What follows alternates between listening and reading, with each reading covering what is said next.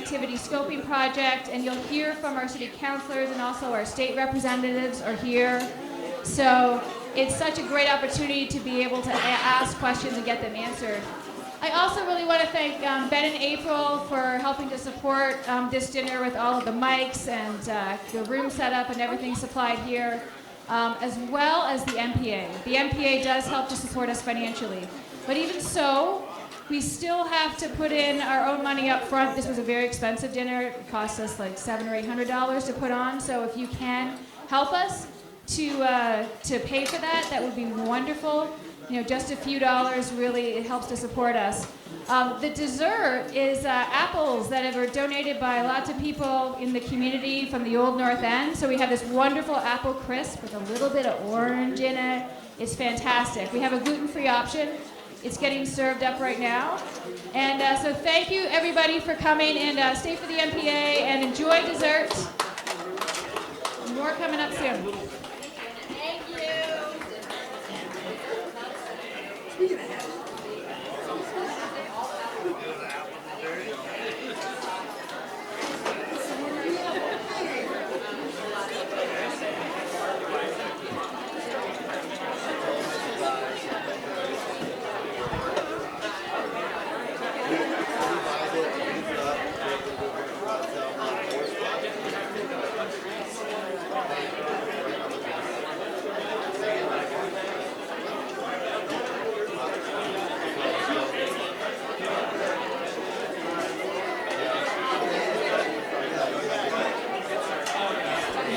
Andrew, are you in the room? Andrew Champagne, are you in the room? Okay. So.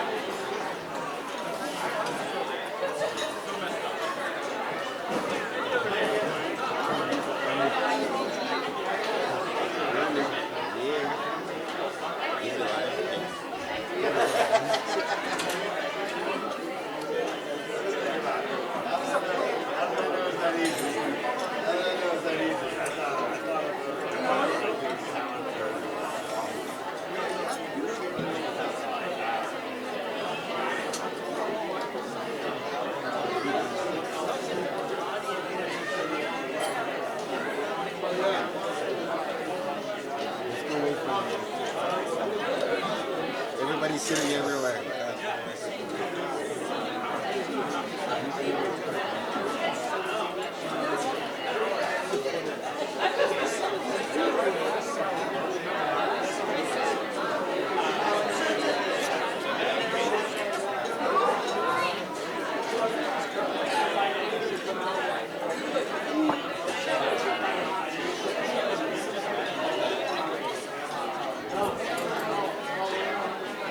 Hello everyone, my name is Charlie G, and welcome to the NPA meeting for the month of November. So I see there's lots of people still here. There's still lots of good food. I know people are still getting dessert out in the back.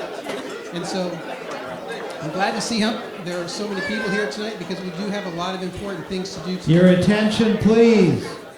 Thank you. Ben is much more forceful than I am, so I guess I'll speak more loudly into the microphone. So it's always good to see that so many people come out for this kind of an event, okay? Just sharing of the bread to begin with, and then a public meeting afterwards. So it's very important, and it's something that you see in Burlington and you don't see in most communities. So I'm very proud to see that it happens here.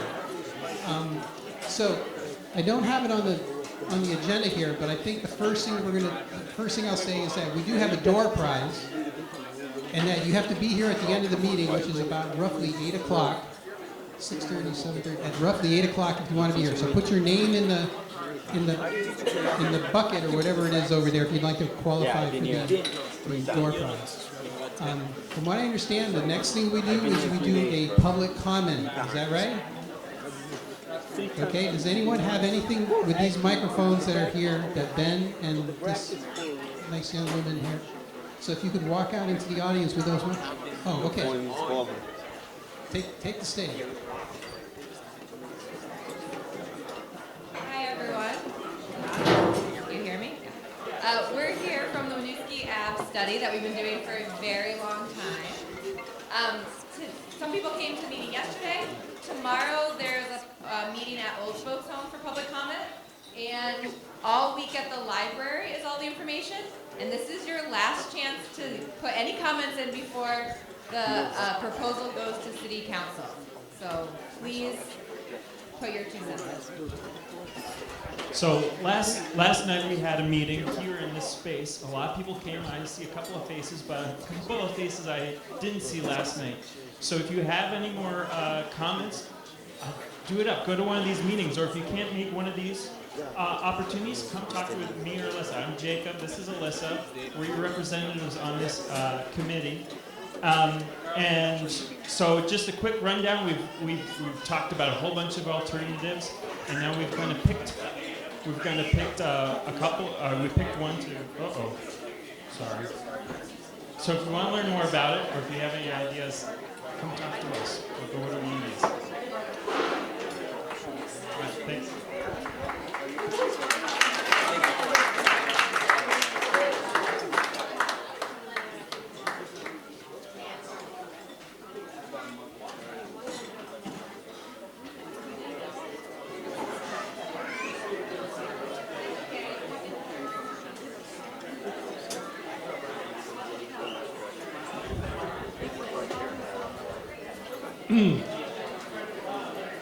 So I'd like to invite everyone to use your voice for something that we should have had here in 2008. Since then, and since earlier than that, Logan Airport got more than $500,000 in a grant from the Federal Aviation Administration to monitor the noise in Boston at the airports in the Boston area, including at Logan Airport. Around the same time, the Burlington Airport had it in its plan, or its noise compatibility program, a recommendation to do noise monitoring. But they never applied for the grant. So what I want everyone here to do is to ask the mayor to do what he should have done when he was on the airport commission back then, and apply to the FAA for, now it's $1 million. And I spoke to the FAA environmental manager, Richard Doucette, who said the money is available. The city just needs to apply for the grant. Why shouldn't we get that $1 million, especially now that we have the F-35 blasting the brains and ears of our children? And what the Air Force says about that is that it causes hearing damage and learning impairment when the noise of aircraft exceeds certain levels. So we need to know whether it's exceeding those levels, and if it is, to put a stop to it. So please, ask your city councilor, ask the mayor to apply for the grant. It's already in the noise compatibility program as a recommendation. Do it. Thank you very much. So we're going to go in.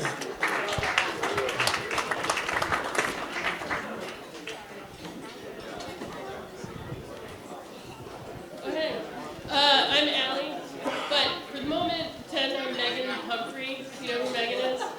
Yeah. Hey.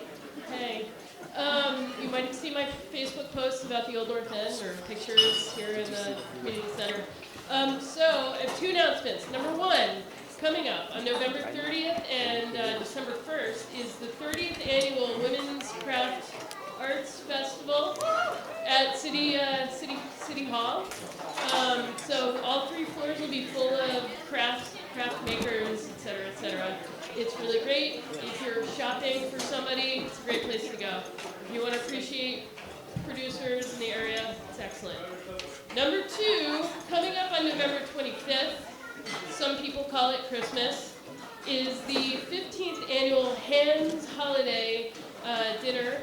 So Megan is the director of Hands, which is helping and nurturing diverse seniors. I have a cold, so I'm having a hard time. So bear with me.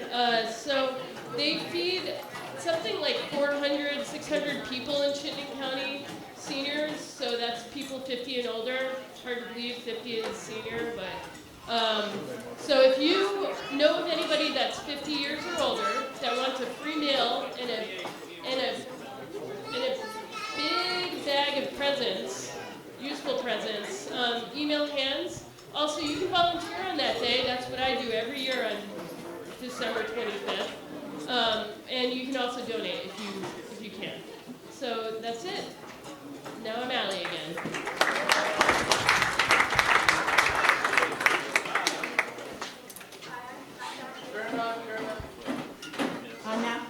Hi, I'm Donna Bister from Peru Street. I've since July been doing a mapping project of the little libraries in Burlington. So far we've mapped 39, 18 of them are in the Old North End. I put a link out on Front Porch Forum so you can see the map, but if you know of any libraries, come see me and I'll add them on. Thanks.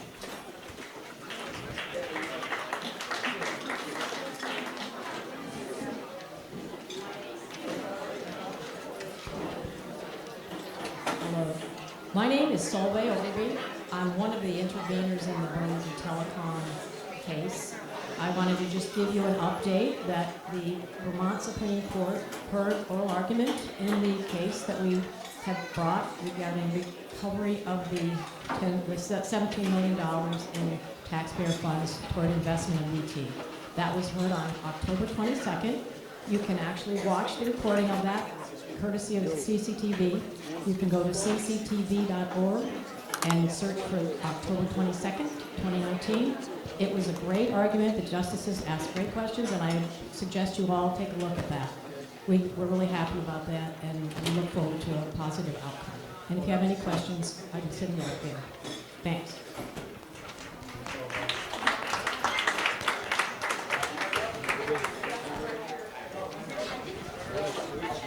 Hi, everybody. My name's Andrew Champagne. I just want to let you know that we are doing a voter reg tonight. If you'd like to register to vote, or if you've moved within any part of the city to a new address, we can take care of you tonight. And town meeting is Tuesday, March 3rd, which is only about 75 days away. Thank you very much.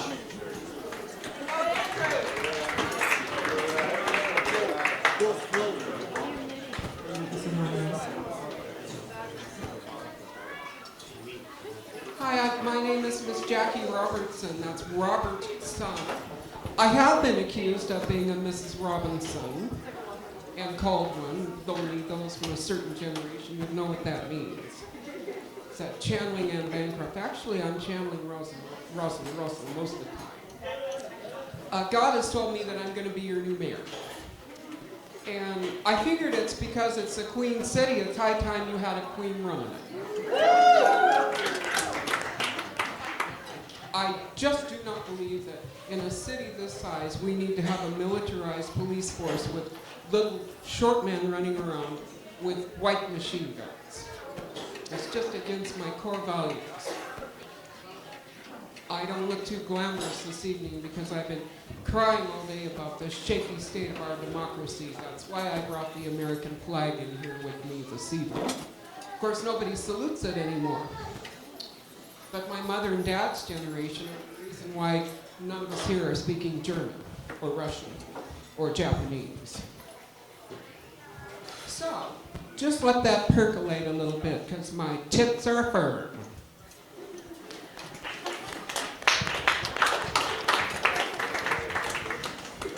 Hi everyone, my name is Jessica. I'm from Girls on the Run Vermont. I just wanted to say hello and let you know we're looking and searching for coaches for our spring season. That's 10 weeks kicking off in mid-March. We have a number of teams here in town for 3rd to 5th grade girls or 6th to 8th grade girls. So our coaches definitely do not have to identify as female and definitely do not have to identify as runners. We just ask that you be as inspired as we are about empowering the next generation of girls. So again, Girls in the Run Vermont, if you want to help out a team this spring, head over to our website. We'd be happy to get you some more info. I'd be happy to. So it's GOTRVT.org. Again, for girlsontheRunVermont.org. Perfect. Thank you. Yeah, please pass that on to your friends.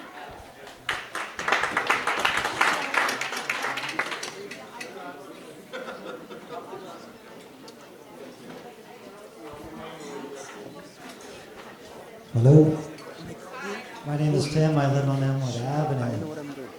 I guess I'm a day late on North Winooski. Let's turn it into a bike path. It's a very bad idea because it eliminates so much parking. The best impediment for aggressive driving is cars on both sides. And if you want to put a bike lane in there, the only thing you're doing is eliminating parking and opening it up for aggressive driving. It's crazy. And I'm all about catch basins as far as the stormwater goes. My whole life I never was able to go to Blanchard Beach, but they put a catch basin in there. Now I don't understand why we don't got catch basins down by the ferry and down by Maple Street, King Street to alleviate all the runoff of the sewage. But what do I know? I'm just a dude. But please don't take the parking away on North Winooski Avenue. We need it. We don't need that becoming a place where people can drive aggressively and pass on the right or left. I'm done.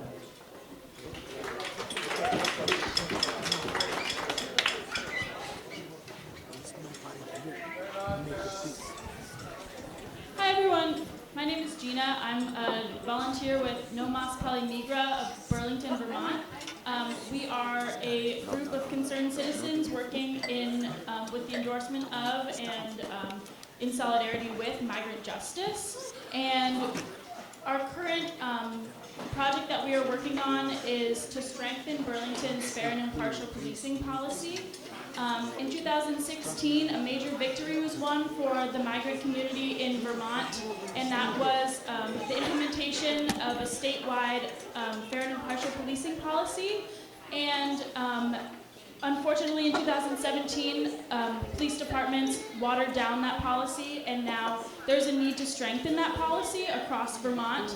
And this was not able to happen at the statewide level, and therefore we are making it local. Winooski passed a stronger version of this policy in 2018, and now we are trying to make that happen here in Burlington. So if you're interested in getting involved, or at least showing your support of this effort for possible future involvement, it would be great. I'm passing around a sign-up sheet. Sign up and indicate your address, or at least the general area, so we have a sense of what ward. I imagine most people are in this ward, but just in case. So sign up on this list. I don't have a website. Yes, thank you. Hello. Hi, back here. Hi, I'm Melissa. Three announcements. If you've got a kid, stick them back here. If you want with place them back here if they would like to have that choice. We've got a coloring station, chalkboard. We also have our new suggestion box for the NPA, which suggestions welcome. You can put them in here. I'm going to spray this, and the kids decorated it.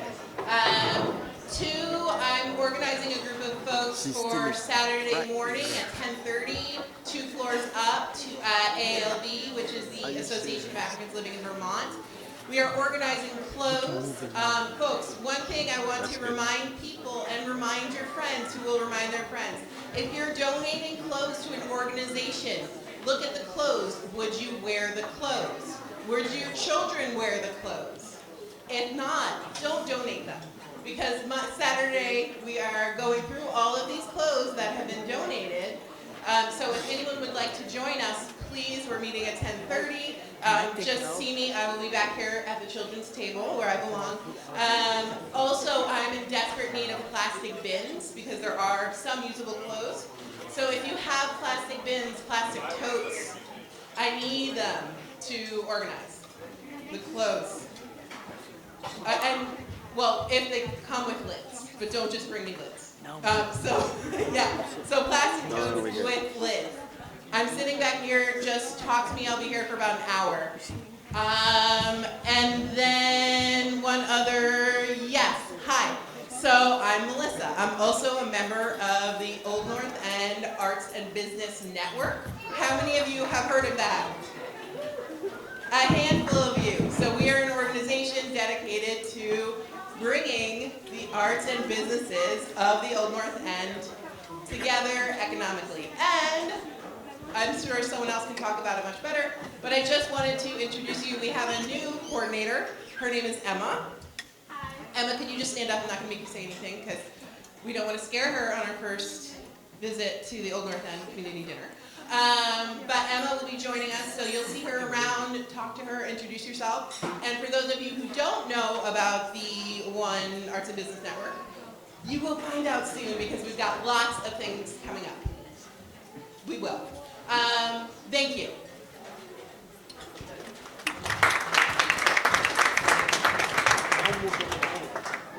Say it, everybody. No.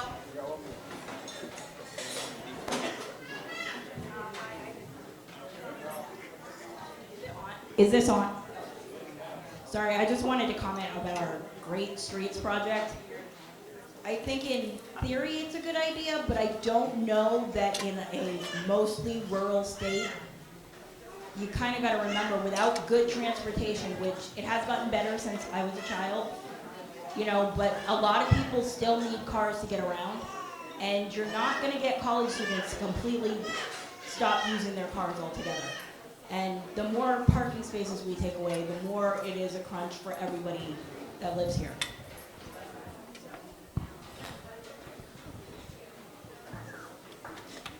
Done? Okay, Finn.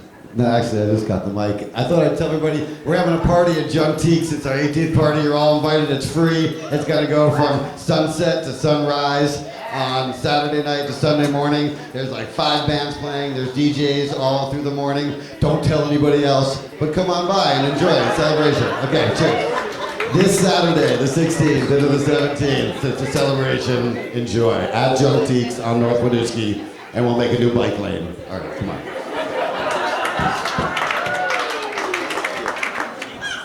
Well, Okay. I definitely don't want to go after Finn because I'm not really as exciting or fun. But I just wanted to let people know that the Friends of the Fletcher Free Library is having 2 book sales in the end of November on Friday, November 22nd, and Saturday, November 23rd. They're going to have audiobooks in case you're driving to somebody for Thanksgiving, as well as paperbacks, other books. And then we have our annual holiday book sale on Saturday, December 7th, and Sunday, December 8th. And there'll be a lot of like new giftable books to give to your to people for the holidays, and all of the proceeds go to support the Fletcher Free Library. So I just wanted to let people know about that. Yes, the next announcement will be done without a microphone.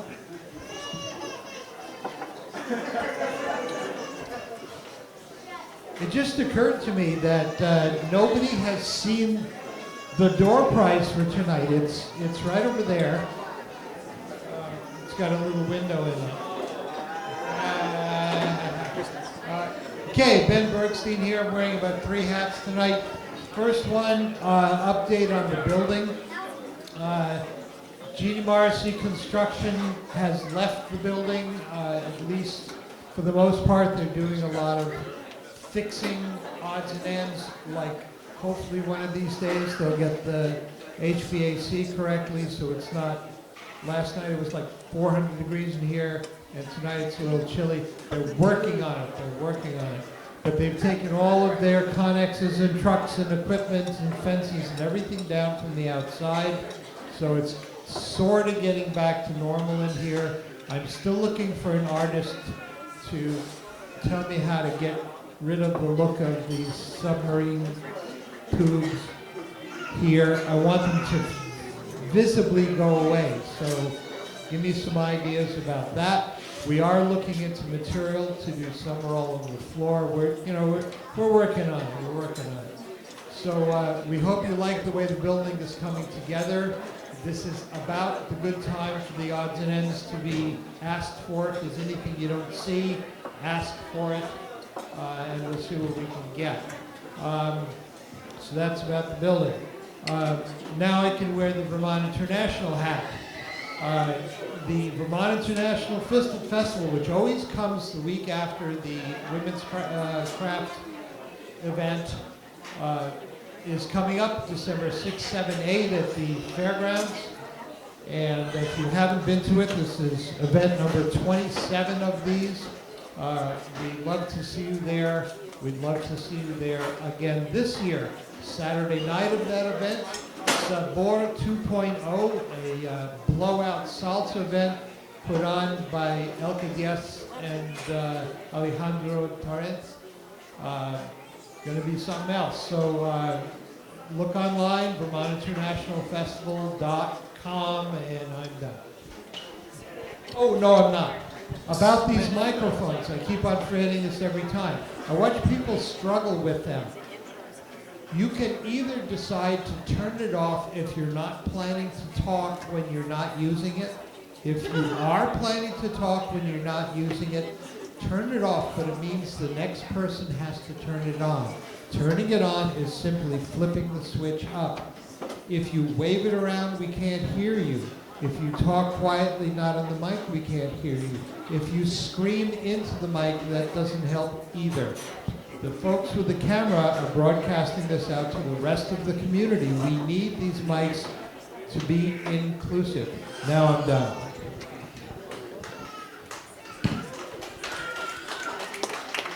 Okay, thank you, Ben. Thank you for all you do for our community. I am pleased to invite our first guest up here tonight, and that is Megan Moyer, who works for the Department of Public Works and Water Resource Division, and she's been here many times. I'd like to welcome her and her family. She's a Ward 3 resident. Thank you so much for coming. We're going to do a 10-minute presentation, and then we'll have 10 minutes for questions. I better caffeinate more. So it's actually the other presentation. I had sent it to Kevin, but it's okay. I mean, I'm also happy for them to go first, but so that I don't waste my time, you are the elite few who have stayed. Who here likes water? Woo! So tonight we're going to be talking a little bit about the current study that we're doing to really take a hard look at our financial planning for our water infrastructure, and also how we're going to potentially look at changing our rate structure to make sure that it's more affordable. Because as we start to look at how we steward our infrastructure, there is a good chance, as has happened over the past couple of years, that we will need incremental rate increases. And we recognize that that may start to present more of a problem for the people who are paying their water, sewer, stormwater bills. So, standing by. Yeah.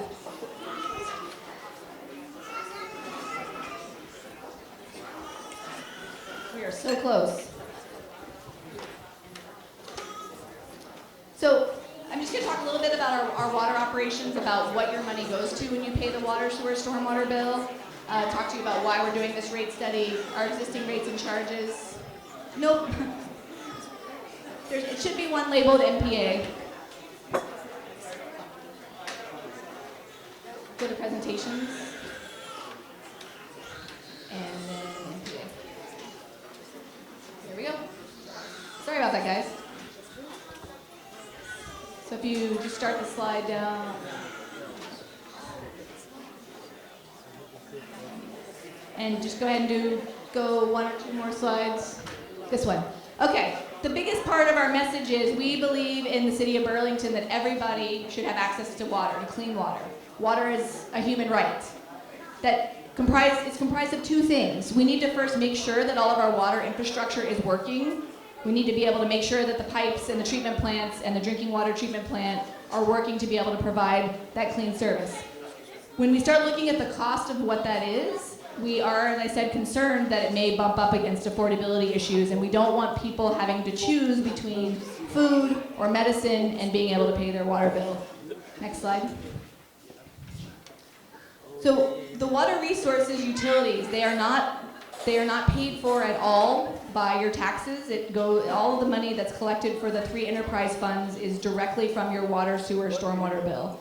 If you're a renter, it's very likely that you're paying that through your rent. But if you do own your home or the bill is in, hi Ruby, this is my daughter Ruby. She knows more about stormwater than even I do. But if you are paying, if you pay rent, it's very likely that your water, sewer, stormwater is being collected through your rent. In total, we collect about $17.4 million, and we serve all of Burlington, and we do sell a small amount of water to Colchester. Next slide. So just getting into the specific functions, what does your money do? When you pay the water portion of your bill, that is going to making sure that we can withdraw great clean source water, because it is clean from Lake Champlain, remove the particulate matter, we do add chemicals, disinfection agent, chlorine, zinc orthophosphate, which helps coat the pipes to keep any lead that you may have in your own home and your own pipes from leaching into the water system. And then we do add fluoride. Next slide. On the wastewater side, we've for a long time called it wastewater. We've treated it as a water that we just discharge and we get rid of it as quickly as possible. And we really need to start thinking about it more as water recovery, right? The water in your toilet is clean drinking water. You add dirty material to it. We then have to strip that dirty material out and get it as close back to clean water as possible before we discharge it back to Lake Champlain, which again is our drinking water source. Our plants do really well. They did not do well in 2018, as you all likely remember, and we are ramping up our investment to try to correct those. I would like to say that in the Halloween storm of 2019, which was my birthday, which was not a great day to have a huge rainstorm when you're in my job, the plants operated extremely well, and they actually ended up processing close to, like, within 1 million gallons of the amount of water that they processed during Hurricane Irene. We did have a CSO, 2 CSOs, one at Pine Street Barge Canal and a very small one at Gazo. But on the positive side, the CSOs that used to discharge to the Intervale wetland, the ones that are in the Old North End, combined sewer overflow, which is when the stormwater goes into the same pipe as the wastewater, and there are various relief points around the city, which prevents the water from backing up into your basement or onto the streets. Now, obviously, there was a lot of street backup, but it prevents the sewage that's in the pipe from backing up onto the streets. And so, yes, Ruby calls them CSOs, not CSOs. And they are, in fact, something that we are working really hard, and some of the investments that we've been making recently are specifically designed to try to tackle those. But here in the Old North End, we really have a success story because of the infiltration systems that we put in. The fact that Park Street CSO did not discharge during that huge storm is evidence of the work that you guys have supported with your stormwater money since 2009. Next slide. Stormwater. Stormwater is sort of the baby of the water family. In 2009, the city of Burlington started a stormwater utility because it knew that even though wastewater is sort of visibly dirty, it's very obvious that it's dirty, stormwater, even though it looks a little cleaner over time and with the excessive loading, right, there's so much stormwater and there's so much runoff of nutrient, bacteria, oils, and greases from our roads and our paved surfaces, that has to be dealt with too. And so we have a dedicated program that looks specifically at trying to remove those pollutants before they get discharged to the lake. And then going back to the combined sewer overflow side, the way to tackle combined sewer overflows is to remove as much stormwater as possible from getting into that pipe. And so that's the other large part of what that program and what that funding does. Next slide. So in the very beginning, I talked about how important it is that we make sure we are stewarding all of our infrastructure appropriately. And for a long time, even though we were dealing with our operation and maintenance costs, which are constantly going up, and those were driving some of the rate increases, up until about FY16, we really were not doing a great level of capital reinvestment. We weren't replacing pipes, we weren't putting enough money into the plants. And so that is why we've been seeing more and more water main breaks, had issues with the plant. But you can see in the recent years, particularly with the support of the City Council and the voters for our water bond and then for the wastewater bond, we really stepped up our level of capital investments. Next slide. The challenge with that is if we're stepping up our level of investment, we have to collect more money. And so over the past probably 7 years, we've seen rate increases between about 2.5% to 5%, sometimes on an annual basis. I think there was 1 year where we didn't have a rate increase. Now, we're not doing anything wrong here in Burlington. That's very typical of what we're seeing across the country as people start to tackle the infrastructure problem. But we recognize, again, at some point, we're going to start getting to a pinch point. Now, does anybody know here how much they pay for their water bill? Water, sewer, stormwater? My wife in the back? Yeah. Oh my God. No. So we are more than the average, or more than the median. Typically, the median single-family household, so I think the census estimates it about 2.1 people per household, uses about 400 cubic feet. 100 cubic feet is 748 gallons, so it's about 3,000 gallons a month. That is quite a bit lower than what the EPA estimates, but when I talked with our consultant, it's very typical of a sort of water-conscious, more environmentally conscious community. So good job, guys. We're not generally overusing. That doesn't mean, though, that you couldn't decrease your water usage further and also decrease your bill. So as of last year, I think the last year's rate increase was 4.5, and if you go to the next slide, what started to come up with the city council, if you keep coming back to the city council every year asking for a rate increase, right, they're gonna start pushing back a little. They've been extremely supportive, but they agreed with us that we really needed to take a hard look at our rates.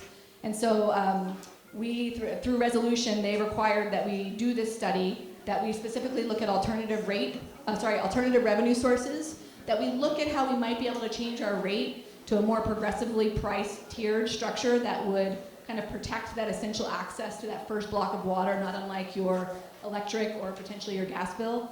And then also to make sure we were doing adequate public engagement. And then lastly, for the folks that, even if we change our rate structure, there's still gonna be a group of people who are so income burdened that are well below the federal poverty limit, that are in the lowest quartile of income, that may still end up finding themselves paying a huge proportion of their income just for their water, sewer, stormwater, and we don't think that that necessarily should exist. We think that people should be able to get this service for a reasonable cost. And so we launched this rate study process where we're really, as I said, looking at making sure we're collecting sufficient money, not just this year, but for the foreseeable future, and what those rates would look like. Making sure that we're charging people in an equitable way. That doesn't necessarily mean equal. So, for instance, a residential user, the water that they get in their house, that may be a different type of, is that 2 minutes to 10, or is that 2 minutes? Okay, good. A residential user, we need to protect their access to water. On the commercial side, maybe we're gonna look at charging a commercial entity a little bit more for the water because it's not life water, if you will. And then lastly, we talked about maintaining affordable service, making sure that when we look at the most heavily burdened users, that they're able to really afford this service. Next slide. So just listing out the priority options. So these are not everything that we're considering, but there are a number of things, and I'm just gonna draw attention specifically when we talked about that lifeline or that essential access water. That's sort of what we're thinking about, that maybe that initial 400 cubic feet for single-family residentials would actually be at a lower rate, right? If you use a lot more than that, then you're gonna pay, but you probably have the ability to pay. And then on the other side, if you're commercial or whatnot, you might pay a different rate. Right now, everybody pays the exact same rate. Doesn't matter who you are, how much water you use, and that's something that we're taking a really hard look at. And then lastly, as far as the affordability programs, we're thinking that we're going to try to leverage other income-based programs. So for instance, if you qualify for 3 squares or qualify for some other type of income-based service, you show us proof of that, and then you could get a discount on your water bill. Next slide. I guess the last thing I want to say is, other than being hot, we want you guys, when we come to the council and when we come back to you in February, we want you to realize we don't want the enemy of the good to be the perfect. There's going to be things about our program that it's not going to address absolutely everything. We don't know yet how we're going to reach renters because of the way the relationship usually where renters water bill as part of their rent. But that doesn't mean we're not going to keep trying. And so I just want to make sure that folks know when we come back that the options that we present is not sort of the end of the game. And with that, I will take some questions. Sorry for going fast. The presentation is usually like 15 or 20 minutes, so I had to cram. Well, and I would think if there aren't questions, but if there aren't questions that take up the whole time, then we can maybe give you some more time.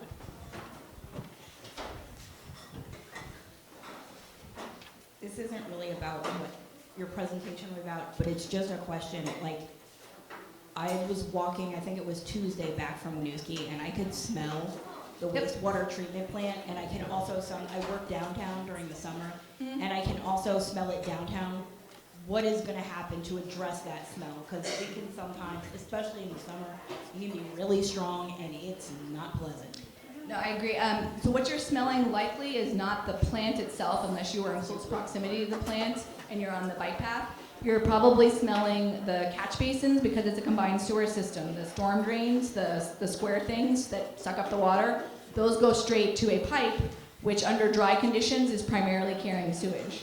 And so you're smelling what's in the sewer pipe, which is raw sewage. So when and where you guys find, or there is a particularly smelly catch basin, we call it, certainly call our office, 863-4501, and let us know, and there are some things we can do. Sometimes it's as simple as topping off the water to make sure the seal is correct, but in other cases we can sometimes retrofit it with a hood that will cut down on those odors.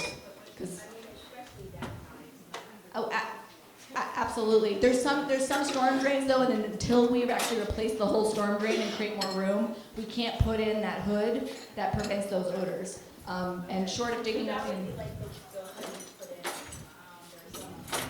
there's like elbows. If you look in the storm drain and you see an elbow, those are ones where we've retrofitted it to try to handle those. And I would love feedback. If you're smelling it from those ones as well, then. So on Riverside, there's a different wastewater treatment plant, and so you may actually be smelling the wastewater treatment plant. But, so, you know, we are your water utility, so call us. Let us know if you are smelling something, because we, you know, being in the plant won't always smell it ourselves.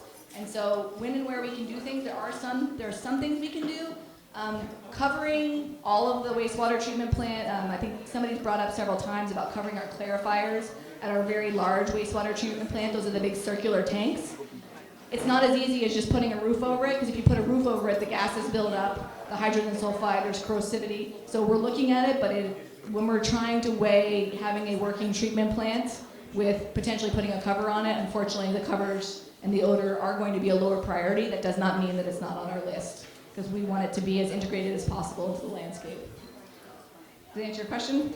More or less. And I forgot to say, obviously we're here with our little road show. We've got Jenna and Jess, and we will stay here all night long answering questions about water and talking about water. So if we don't get to you, come talk to us. I think it's on now? Okay. Yep, I can hear you. I have a question about the rain gardens. I've seen more of them around town, and like the ones down in the Great Streets Project in St. Paul. Yeah. They're beautiful, and they're almost worth putting in just for that. But I'm wondering, do you have a way of measuring how well they're working and tweaking the designs to make them work better when you put new ones in? Yeah, I mean, with the individual rain gardens, we don't have individual monitoring on them. What we do have is a lot of visual monitoring, which is going there in a rainstorm and seeing that it's taking the full force of the water and it's not overtopping to the sort of overflow that's at the end. And if we equate that to particularly the rain gardens where there is some infiltration, so where the water is going into those bump outs. He's talking about St. Paul Street with all of the new streetscape. There's vegetated areas that have cuts in the curb which allow the water to leave the street and get back to the sponge, and that's what water wants to do. We've kind of messed things up by funneling the water and getting it away from us, but trying to reconnect it back to the sponge is really what those rain gardens are all about.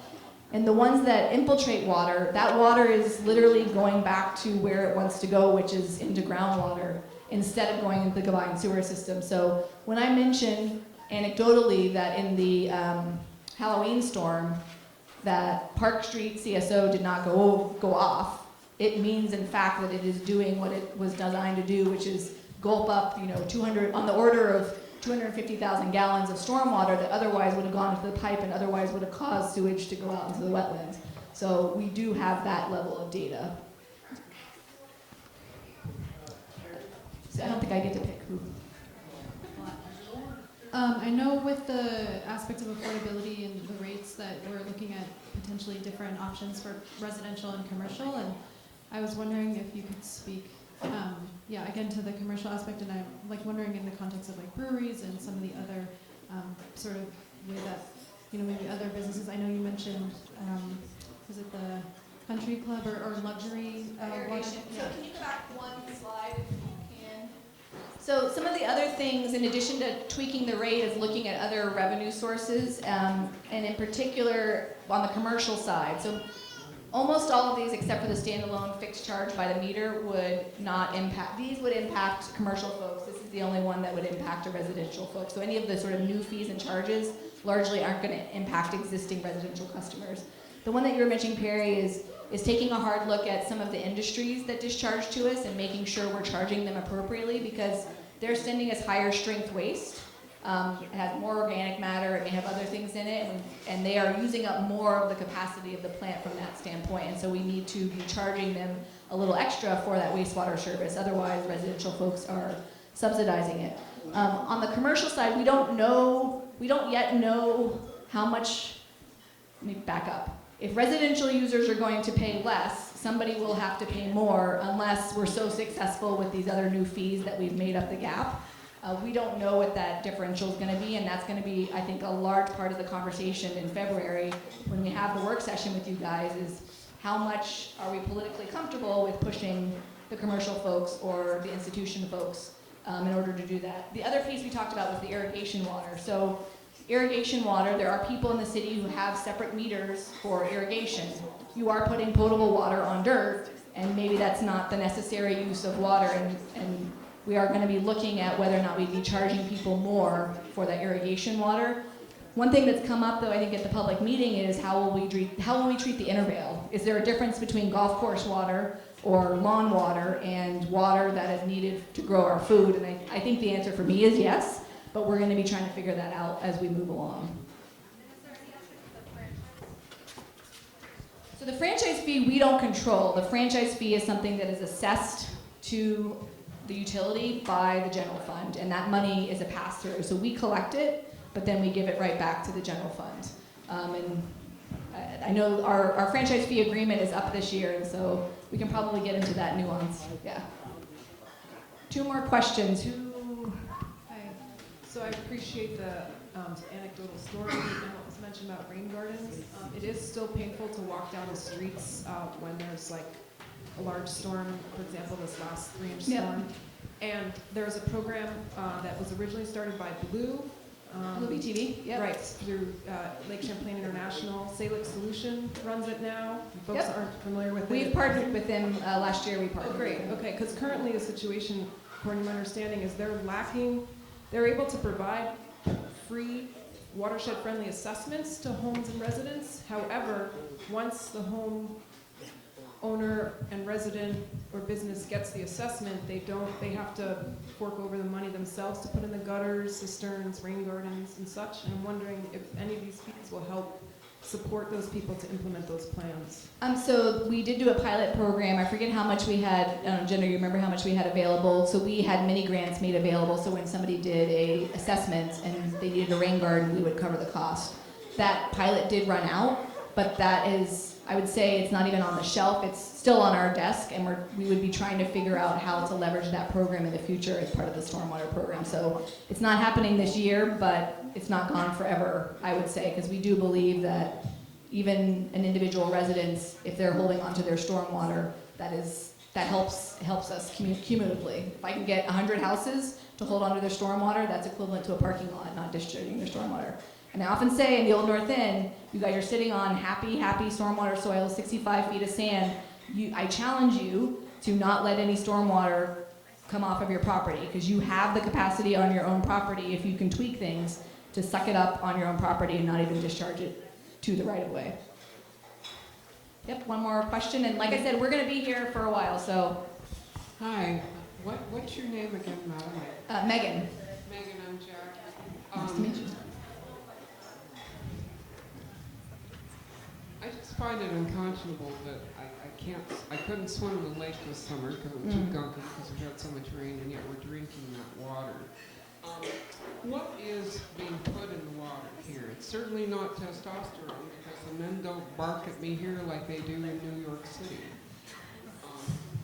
I drink filtered water. I don't get it at the co-op. So what goes into our water? Is it fluoride? Are there other nasty things? It's chlorine, which is the typical disinfectant. Hypochlorite is the typical disinfectant, which would kill any remaining bacteria that exists in the water. As I said, we bring it in. There are chemicals that are added to sort of make all of the particulate matter stick together and fall out. And then it actually goes through two filters, two sand filters, one anthracite filter, and it's double filtered to remove any additional particulate matter. And then the hypochlorite is added to kill any remaining bacteria in a small amount. We put in just enough chlorine to make sure that the furthest reaches of the system have what's called a residual chlorine, so that if anything was introduced into the system, it would still be there.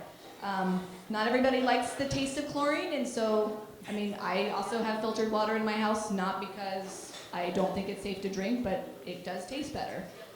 We also do add the zinc orthophosphate, which is really important to prevent lead from leaching into the water. And again, that's not from our distribution system. Hold on really quickly.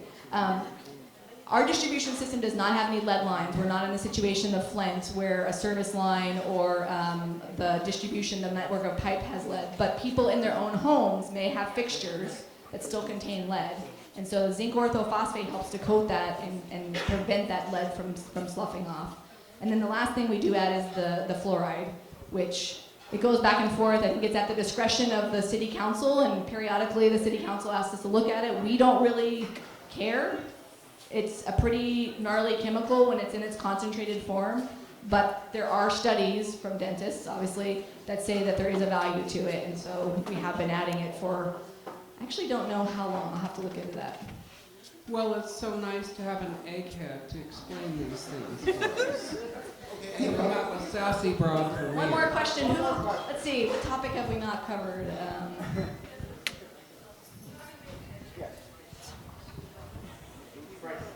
Read it.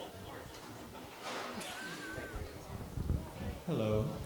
So that mega storm that we had huge highlighted for me some choke points that I've seen in the past, especially in the winter, like Grant and North Winooski and North Winooski and North Winooski and Pearl. Mega choke point where there was a big like piles of water, mostly because of leaves filling. But is there any plans to address some of those choke points and other places that have been identified as commonly getting filled? So you mentioned the leaves, and something that Jenna and I have been working with the other part of DPW on is how we can better handle our leaf pickup. Leaves represent a huge source of phosphorus, and so there will be other benefits other than just making sure that our catch basins and our storm drains aren't clogged. If we're able to figure out a way to help the city collectively pick up the leaves more, because the leaves ground up on the roadway washes into the storm drains and goes right out into the lake. So I think that's one piece. And then as far as capacity, the concept of actually digging up all of our streets and putting in way bigger pipes is not something that we're really looking at this point. We're looking at the source control. We're looking at ways of taking it off at your homes, at the location, via infiltration. Like I said, getting the water back to where it wants to go. It doesn't want to be in the pipe. That's why it causes all the problems for us when we put it there. So the more we can try to leverage those aspects, that will improve. There are some places, particularly on the combined sewer system, that we may be looking at what they call gray storage. You know, the only way to make the Pine Street barge combined sewer overflow go away for most rain events will be a combination of some of that distributed source control, but probably finding a place to put a really giant tank where we can basically store the water until the storm has passed and then release it slowly back to the plant. So that's some of the longer term, future looking planning that we're doing that I'm sure we'll be back talking to you about. We have existing infrastructure problems, but we also have all of these new challenges that we need to figure out over the next 20 years. How are we going to invest to make our systems better, as you're talking about?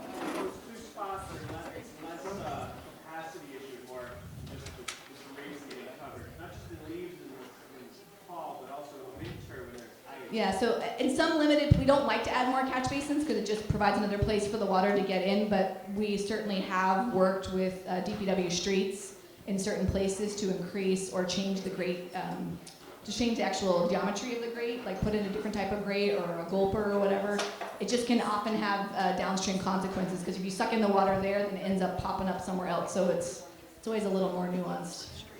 So, like I said, please, we loved all this stuff in, so please come talk to us, look at our boards. We'd really appreciate it. Thank you so much for your time. Sorry for the technical Put a hand difficulties. for Megan, please. Thank you.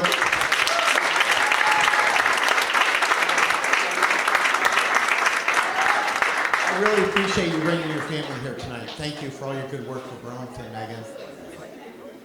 Okay, we're moving on to the next topic, which is the Old North End Connectivity Scoping Project.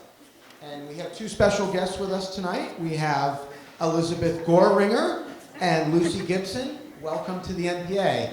This is going to be 20 minutes, 10 minutes of your presentation, followed by 10 minutes of questions. Welcome and thank you for coming.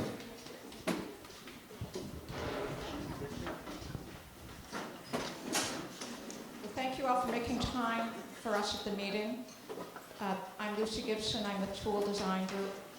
We have Elizabeth Gorringer from the city of Burlington and also Brian Davis. Is this working? Can everyone hear me? Oh, great. Okay. And Brian Davis from Chittenden County Regional Planning Commission. I'll come up here. Can we get the full screen view? That might be better to make it larger. But so we are just getting started on a study of the area of the Old North End. Come up here. There you go. And focusing on bicycle and pedestrian safety and also stormwater. So it's great to be here the same night as Megan and her team. So, why don't we, and those are the partners. So, here is the project area. It's funded with CCRPC funds that they receive from the state and federal government. And what the study area is, here's a map to show the area. Here's Battery Park here. This is North Avenue. This is Pearl Street. Here's the old North End Greenway, which has been put in recently. And then we have the lakefront waterfront path and a few new greenways coming in. But there's really, in this area, around Battery Park, the police station, and Sherman Street and Park, there's a real gap in safe places to walk and bike that provides access to Battery Park. So that's the real focus of the study. And anytime when the city's putting in new curbing or sidewalks or other things, we really look hard at stormwater as well, because that's an opportunity. It might be for rain gardens or other ways to help clean the water more and address some of the issues. So it's a combined look at bicycle and pedestrian and stormwater. And we especially want to hear from you tonight about your bicycle and pedestrian concerns and issues in this area or nearby. So let me go to the next slide. So the project's going to be guided by an advisory committee and including hopefully a neighborhood representative. I have TBD, I don't know if you can read it, but we'd love to get a representative on the steering committee from Ward 3. And so if you're interested, Brian, why don't you? Right. Hello, Brian Davis here. We do want someone from Ward 3 to be on the project advisory committee. If there are folks here that are interested, please talk to one of your steering committee members. If you know someone that is unable to be here tonight, let them know about this opportunity. We'd love to have someone from your neighborhood part of the project advisory committee. But again, this, as with all our projects, are public, so you're welcome to come to those meetings. We will have other public engagement opportunities such as this one, so even if you yourself aren't serving on the committee, there will be plenty of ways for you to participate in this going forward. Great. And we have Mary Mangus is here, I think, from the Burlington Bike Council. She's also on the steering committee, and we'll have people from stormwater and transportation and police and fire. So we'll have a good group that will represent a lot of different perspectives. And go to the next slide. So this is the timeline. We're just getting started. We kind of started in October. It'll be stretch about 6 or 7 months to April. We are at the first phase where we're learning and understanding, and that's especially what we want to get to tonight. We have our public meeting, which is in yellow. We'll have a couple of steering committee meetings, advisory committee meetings that we just saw, and then it'll wrap up with a public meeting near the end. But the basic study processes, learning what's going on now. We've done some work on existing conditions I'll be presenting. And then we're going to analyze alternatives and look at what are different options to address the concerns that we've been learning about. And then make recommendations, present those both to the advisory committee and other stakeholders, and then to the city council ultimately. And the city will go from there on when to implement or and how. So, and there's no obligation for anything. Go to the next slide. So tonight we just want to share with you what we've learned so far and answer any questions you have and hear your concerns and hear your ideas. On the table are these handouts that explain a little bit about the project. They also give a website and some email addresses. And on the back is a map or a comment box for you to draw, note where you have issues, concerns, or things you'd like us to be thinking about as we go forward. So, and there are a lot on the tables. If you could bring any that are filled out to either any of us in here or to the table next to the raffle ticket basket, that would be great. Moving on. So one of the things we look at when we're looking at bicycle and pedestrian safety is the vehicle traffic, because that's always a factor of concern. So this map here, so here's Battery Park, North Avenue, and Battery Street and Park Street. The red, dark red are the highest traffic volumes, and orange sometimes the light green is the lowest. So really North Avenue and Battery Street and this part of Park Street have pretty high traffic volumes. So that's something we really pay attention to when we're looking at crashes and other issues relating to when traffic and people walking and biking are in conflict. Next slide. So for bicycle connectivity, one of the reasons this project was initiated is there are a lot of bicycle gaps in the bicycle network. So again, here's Battery Park. So here's the Greenway, and we have bike lanes on Pearl Street. We have some of these are dashed, it's a little hard to see, but we have a few bike lanes coming in, maybe not this year with early snow and whatnot, but coming in before too long. Potentially new bike lanes on North Champlain Street. Some existing bike lanes that go in one direction on Park Street South and north on North Champlain. And then a northbound bike lane on North Avenue, but nothing in the southbound direction. There's a neighborhood greenway planned for Lakeview Terrace, and what that helps this is for people riding this way, they can walk on a nice quiet street, but once they cut back onto North Avenue, they're really kind of without any great options. Depot Street will get some treatments to become a better bicycle route. They're not in yet, but they're going in soon, so that's one way to get down to the waterfront. But for people getting to North Avenue into the rest of the city, it's quite difficult. For people moving along North Street, which doesn't have any bike lanes now, and we'll get shared lane markings, but not necessarily any real facilities that will make a big change to many people's experience there. So there's a lot of gaps in the area for biking. We'd like to hear any beyond these that you know about or more about them. Next slide. And then pedestrian crosswalks are another thing we'll be looking at. This is a little closer view of Battery Park, because that'll be a little more of a close view for crossings. So here's North Avenue and then Sherman and Park. And remember, this is a really high traffic volume street. And there's several crosswalks. We have them in red. I don't know how well you can see that. That are unprotected. There's no signal. So they're ones we're definitely looking at closely. And they're not always safe or comfortable places to cross. And then we've got crosswalks at the signal at Park Street. But there's probably many other places that people find difficult to cross. We'd love to hear about them, and we'll be looking at all of these pretty closely and making some recommendations. One place in particular is the crossing on Park Street, and one of the reasons why it's particularly of concern is because there's two traffic lanes going south on Park, and what happens when you have a pedestrian across two lanes moving in one direction is a car can block the view of somebody crossing, so the other car is blowing by, they don't see the person in the crosswalk, and you can get crashes happening that way. That's something we'll definitely want to look at, of how to mitigate that. It's a difficult concern, but the more we can do to reduce speeds and allow people to see each other before something happens is really what we're looking for that. Next. So we are looking at the crash data where there actually are crashes. So we have a lot of data from the Vermont Agency of Transportation that we've compiled.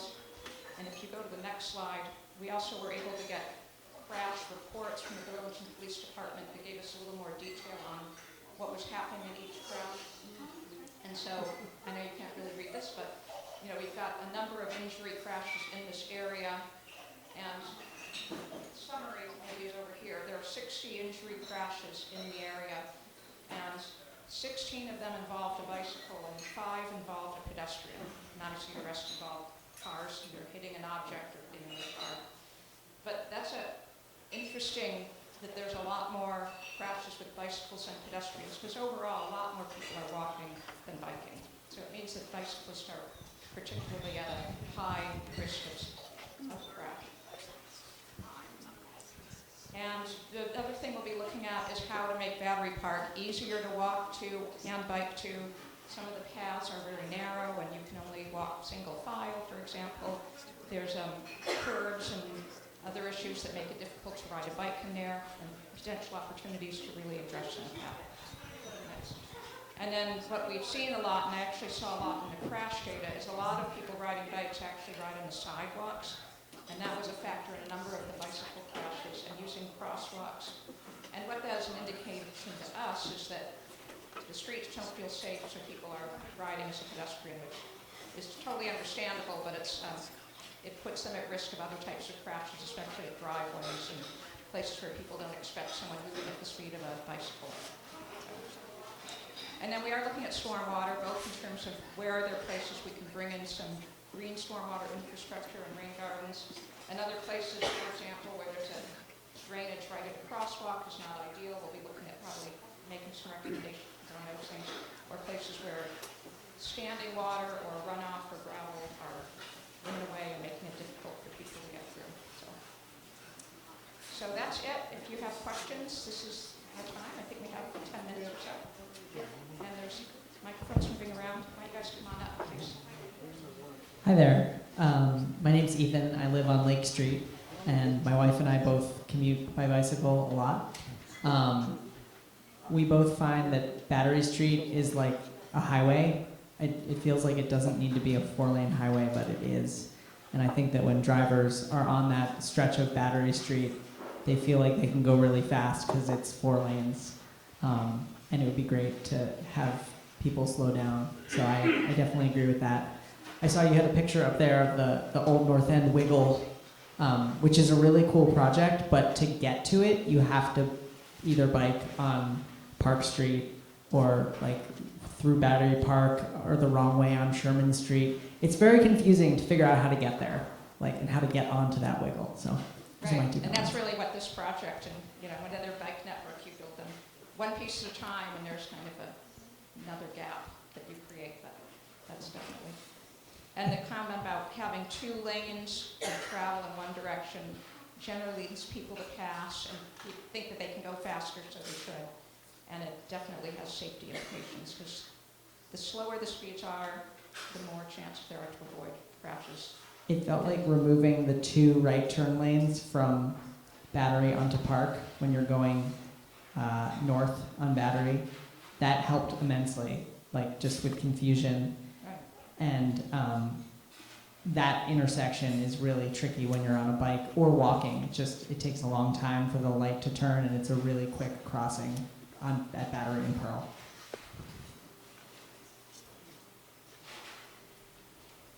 More questions?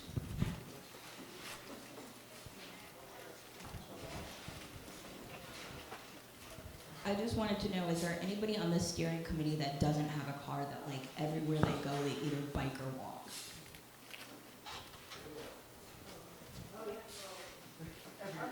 Who rode your bike here? Anybody who walks?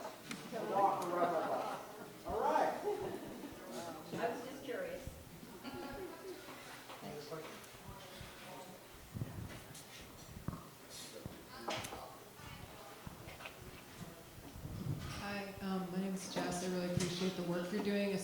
combining stormwater with bicycles because both issues will increase.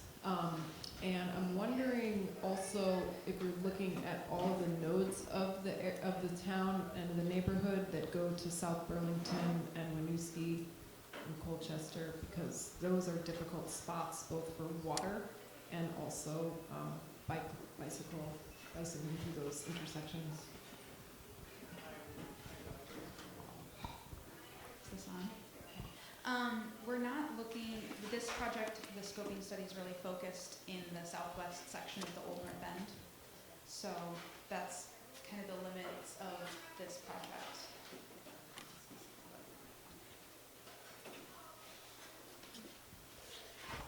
Am I on? Yes, so there's a huge project taking place. My name is Glenn Eames. I live right around the corner on Murray Street, and I have two things I'd like to mention. There's a huge project taking place in downtown where there's going to be a new redesigned shopping mall. And two streets are being opened up, Pine Street and St. Paul Street. Is that definitely going to be a cyclable set of streets that are going to be passed through? Do you know if that's... Or is it going to be another pedestrian street like Church?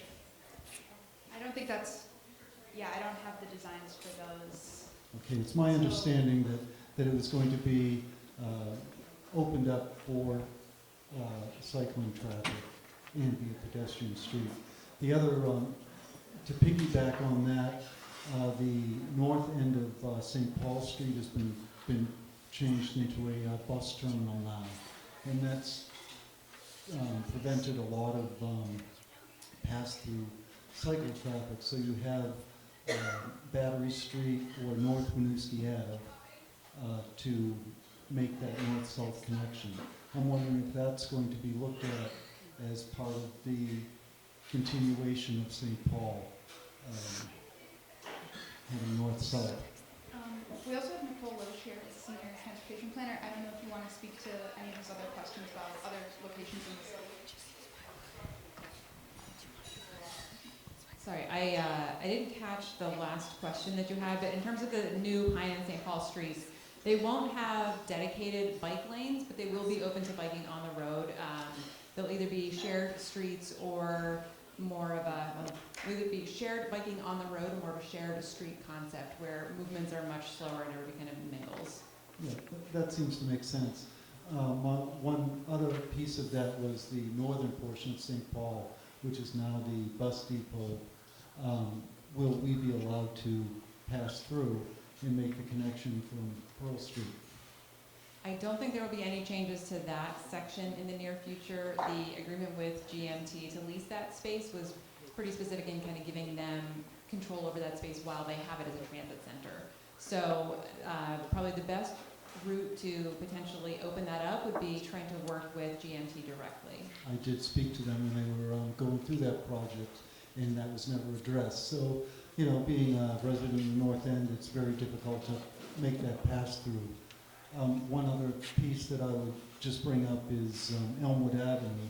I know there's no plans for this, but there's a lot of pass-through traffic in our neighborhood because of all the people using this wonderful facility. A lot of cars pass through here. And since Elmwood Ave is a one-way street coming off of Pearl Street, it used to be two-way many years ago. A lot of traffic passes through this part of the old North End on these side streets. I wonder if that's being looked at, because it's both a cycling issue, but a pedestrian issue too, and a quality of life issue. Thanks. Thanks, Glenn. I ride my bike all the time, and one thing that really makes me nervous is when I see a lot of young people, and people should know better, riding without their helmets. And you can break your arm, you can break your leg, but you know, breaking your brain gets, you know, can be a fatality. So I know you're more urban planners and studying, but what can we do? I almost stop people sometimes like, hey, where's your helmet? And I just see a lot of close calls with cars and bikes, and obviously a helmet makes things a lot safer. maybe you could address that. And thank you so much for coming tonight. How's that for being put on the spot? That made me think of the skiers and riders, the effort from within the past 10 years called FAT, Ride Fat, Protect Your Head at All Times, PHAT. So maybe a similar campaign could be undertaken to reframe cycling helmets in that regard.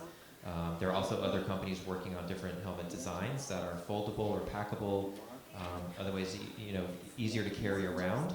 I don't know if that's hit the consumer market yet, but that's another way to, instead of carrying a normal helmet that might be too bulky or it doesn't fit in your bag. So that could be something to look into. It really is a policy issue that you could talk to other folks in the government, the city. It's not regulated at the state level. It's, in our state, it's a personal choice. But I hear your point. Yeah, you're welcome.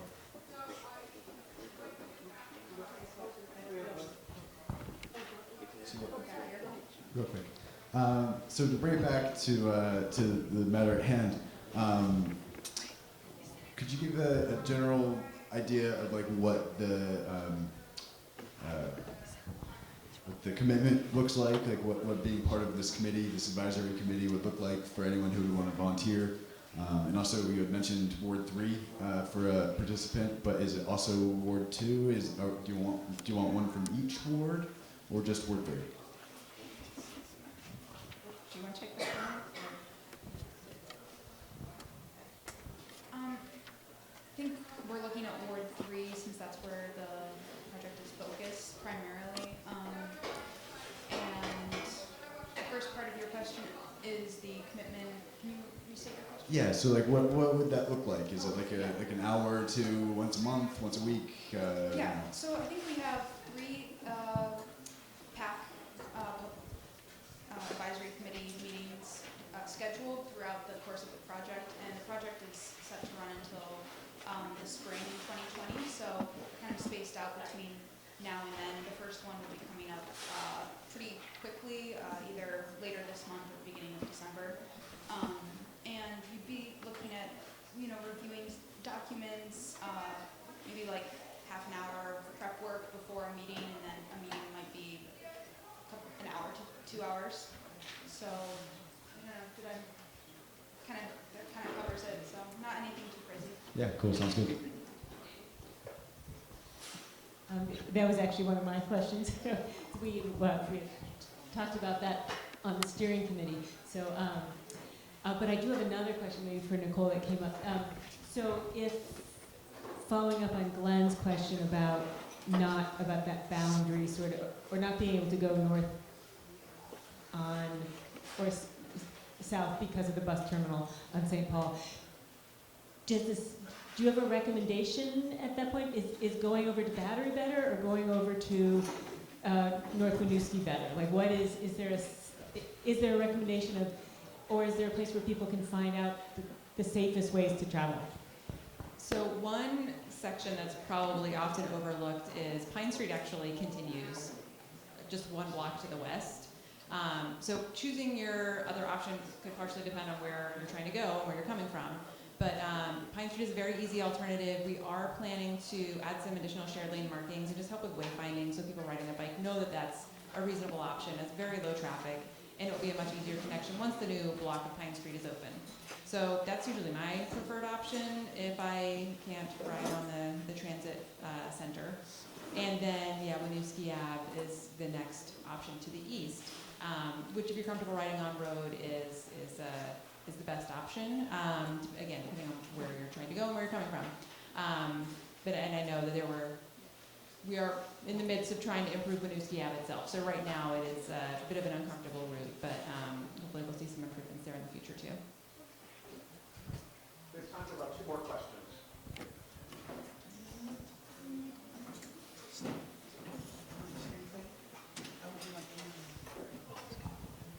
Sorry if you already mentioned this, but you mentioned stormwater infrastructure accompanying these changes. Can you describe more of what those involve and look like and where they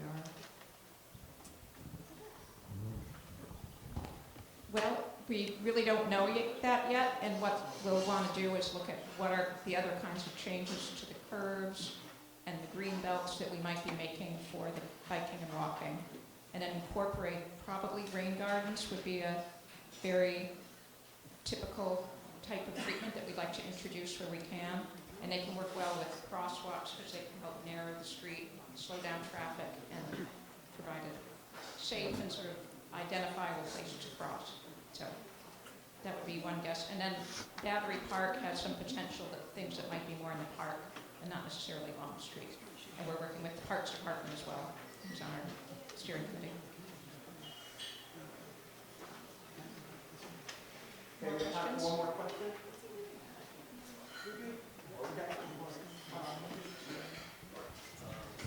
Thanks again for your time tonight. I do want to emphasize that we have these handouts on all the tables. Please take a couple minutes to draw on these, write your contact info down if you want to be on a mailing list. The project website is on here.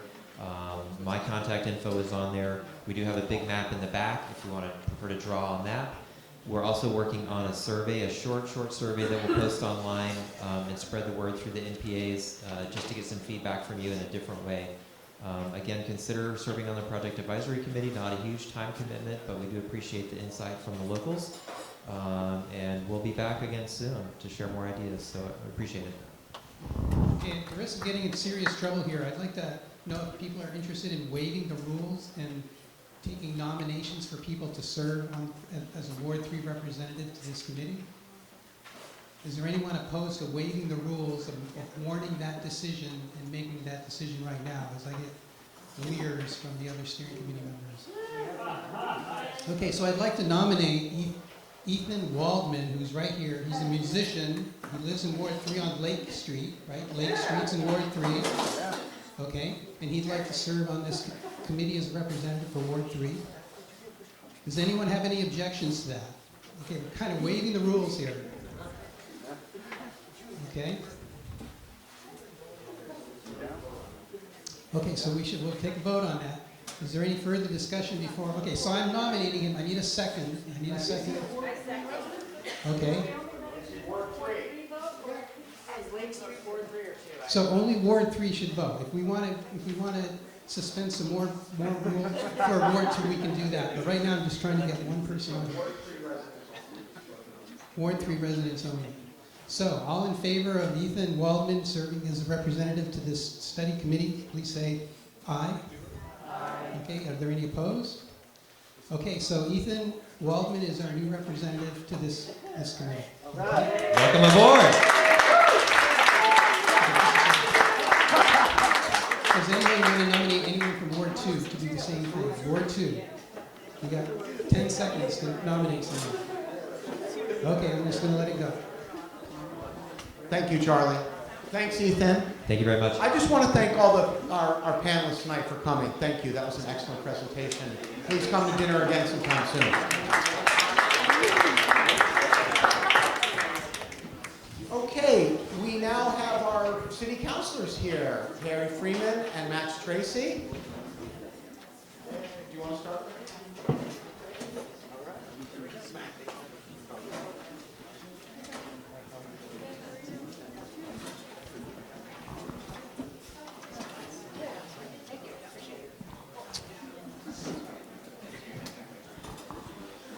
So I'm Perry Freeman, City Councilor for the Central District, so Wards 2 and 3.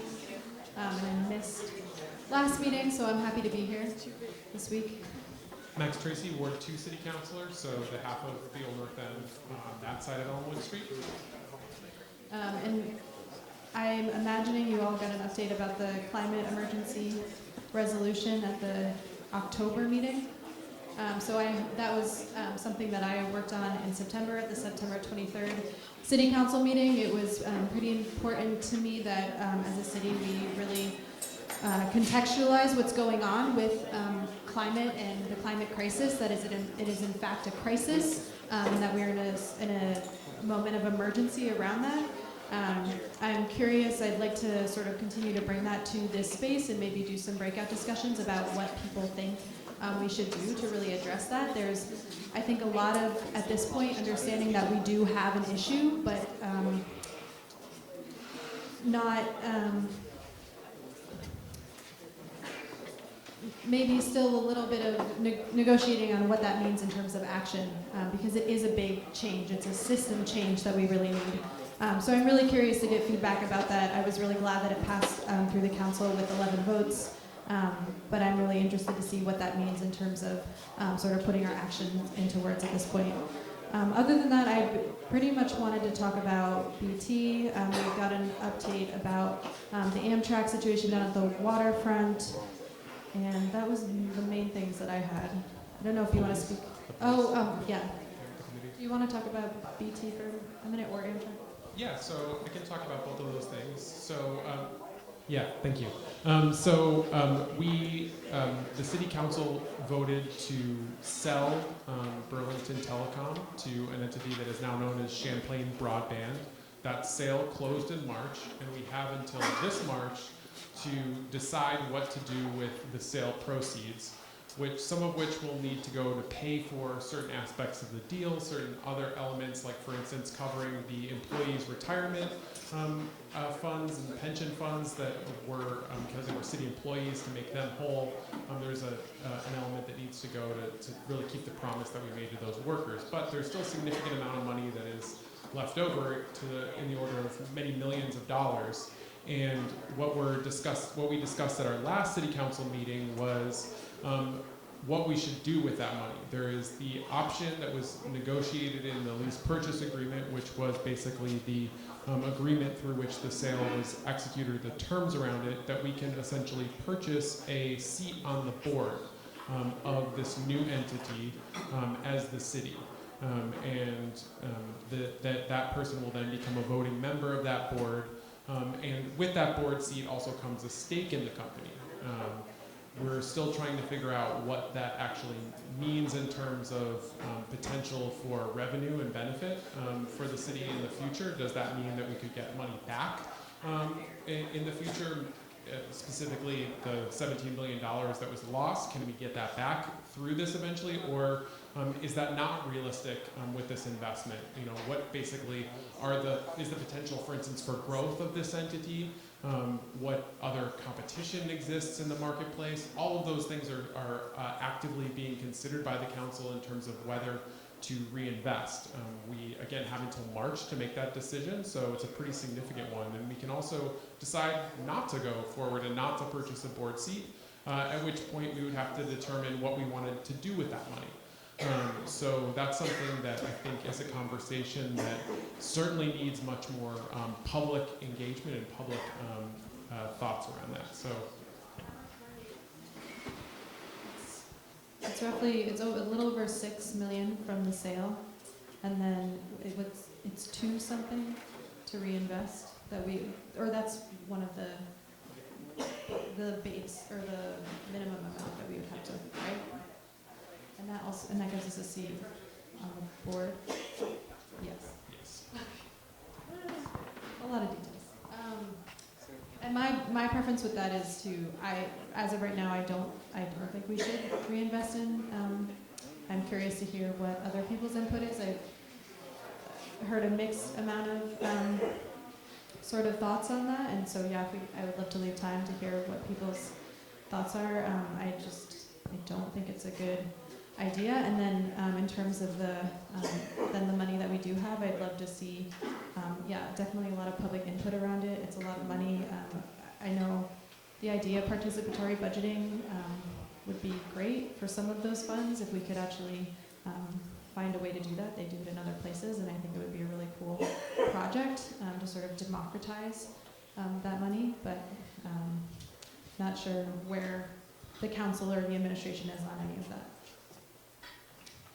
Yeah, so, and I agree in terms of the public participatory budgeting idea, just as conceptually the way that works is essentially that people get to vote on a March ballot-like kind of entity where they'd be able to essentially weigh in on their preferences. That people would submit proposals or other things, or we have a variety of needs in the city, whether it's things like memorial, whether it's gaps in our infrastructure plans, and so for me it's about really balancing those needs and seeing what those look like versus the potential benefits and whether there are really benefits to reinvesting in this new entity or this new company.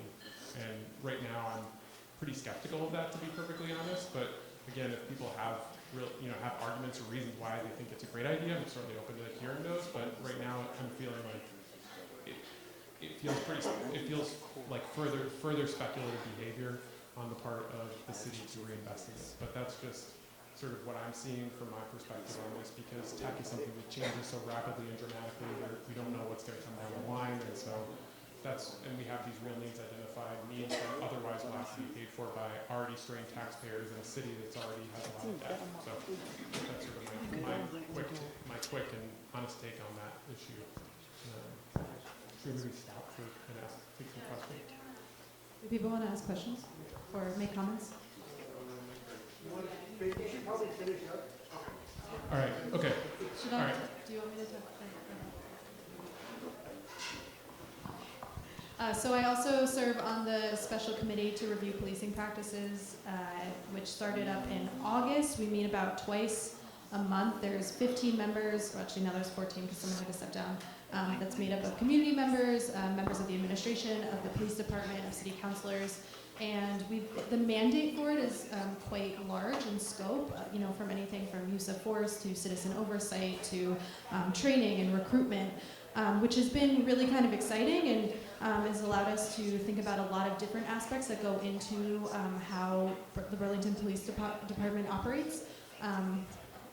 But it's also, I think, means that our work has been a little bit slow going. It's been taking a while for people to get up to speed.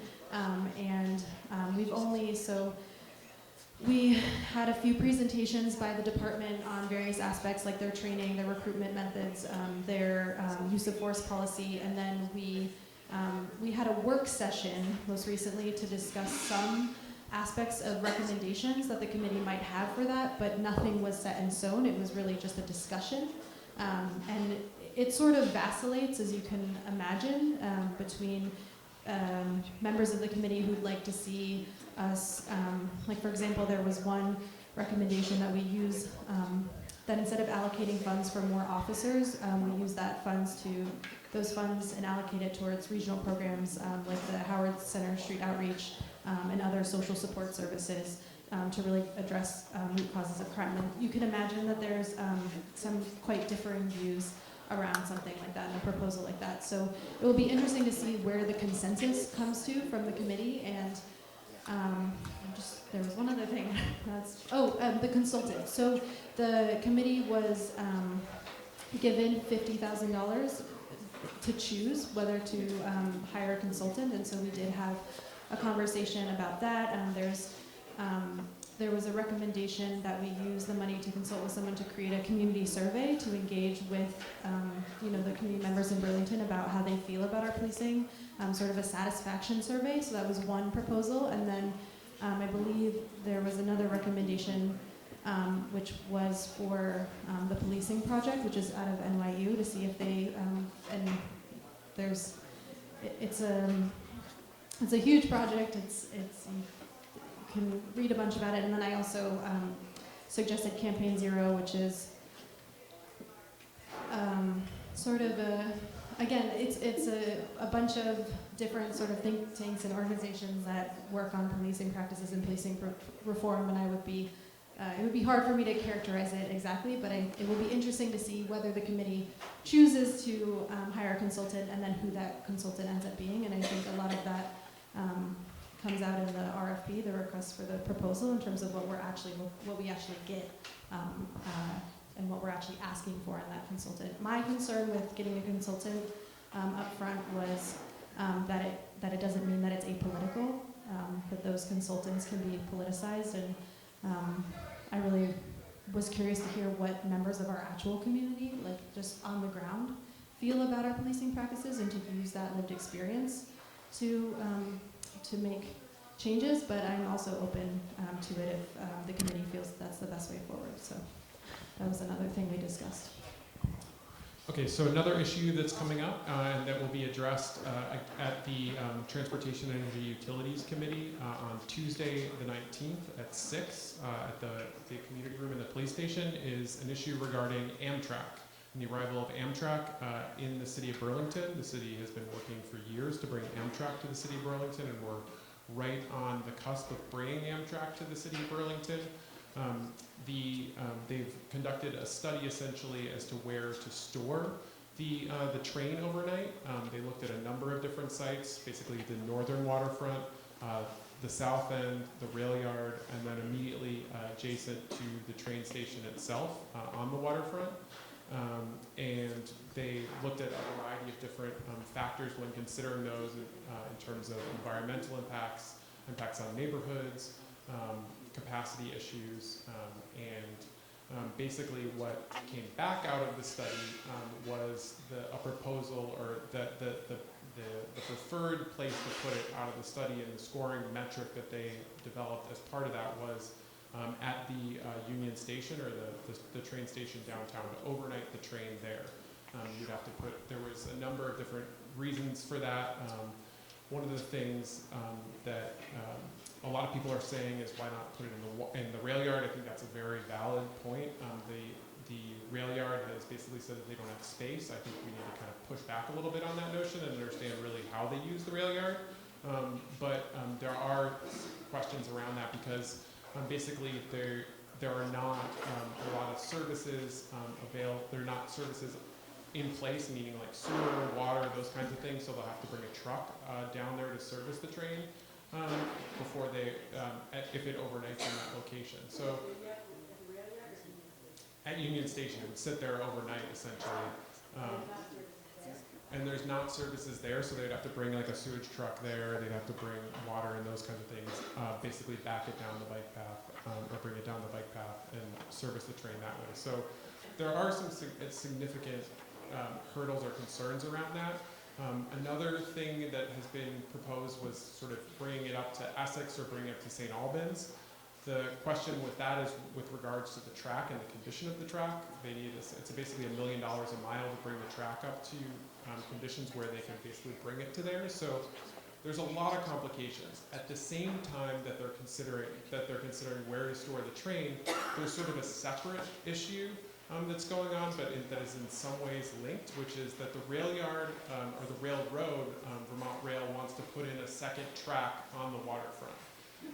And one thing that people are getting confused about and don't know too much about is how rail law works. But basically, the railroads have what's called preemption or federal preemption over localities in the state. So they can essentially decide they want to put in this track and do it, which is really challenging to deal with from our standpoint, because we're trying to balance other community needs, like for instance the bike path. So they want to put in a second track on the waterfront in order to be able to move trains through that area. And also I think that another issue is their dinner train that you might have seen down there, and being able to have that down there. So that's a sort of separate issue.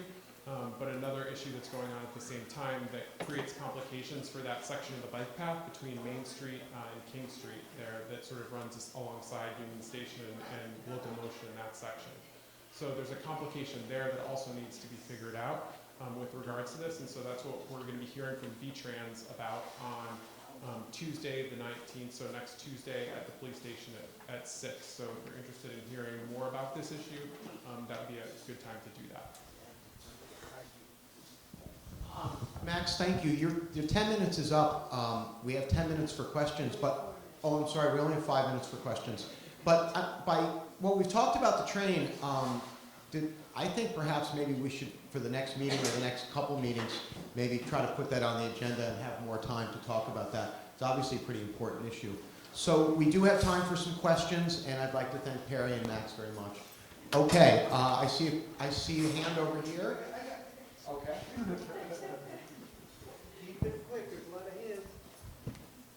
I was curious about our big hole. Like, what are the updates on the hole? Okay, so the developer finally gave us some information about what they're going to do. After months of waiting and sort of not hearing from them, they came and said basically that what they're proposing on a very basic level is to scale down the project from a 14-story project to more like a 10-story project. And then to basically swap out the office space for a hotel. They're also talking about relocating the what was supposed to be the office space in that in the original design for UVMMC, the hospital, moving that to the Macy's building and adaptively reusing the Macy's building. There's still a long way to go in my mind in terms of questions. I want much more in the way of details to show that they can actually do this and pull this off. And they haven't really clarified much beyond sort of those general details to indicate that this is viable. And I've also indicated that I think that given the significant public engagement that took place, that they really need to check back in with folks around this issue. Well, I mean, do we need another hotel? I mean, that's the only thing I think. I think that's a really good question. I mean, we have hotels being planned for the YMCA, the current YMCA when that moves out, the Boves building. They're saying that they want this. I don't know that that's necessarily going to be a long-term possibility. And again, I think that goes to the public engagement piece. Like, we need to hear if this is what folks really want in the downtown, because that doesn't feel like something, at least, that people in the Old North End would be able to enjoy or use. So that's something that I'm skeptical of, to be honest.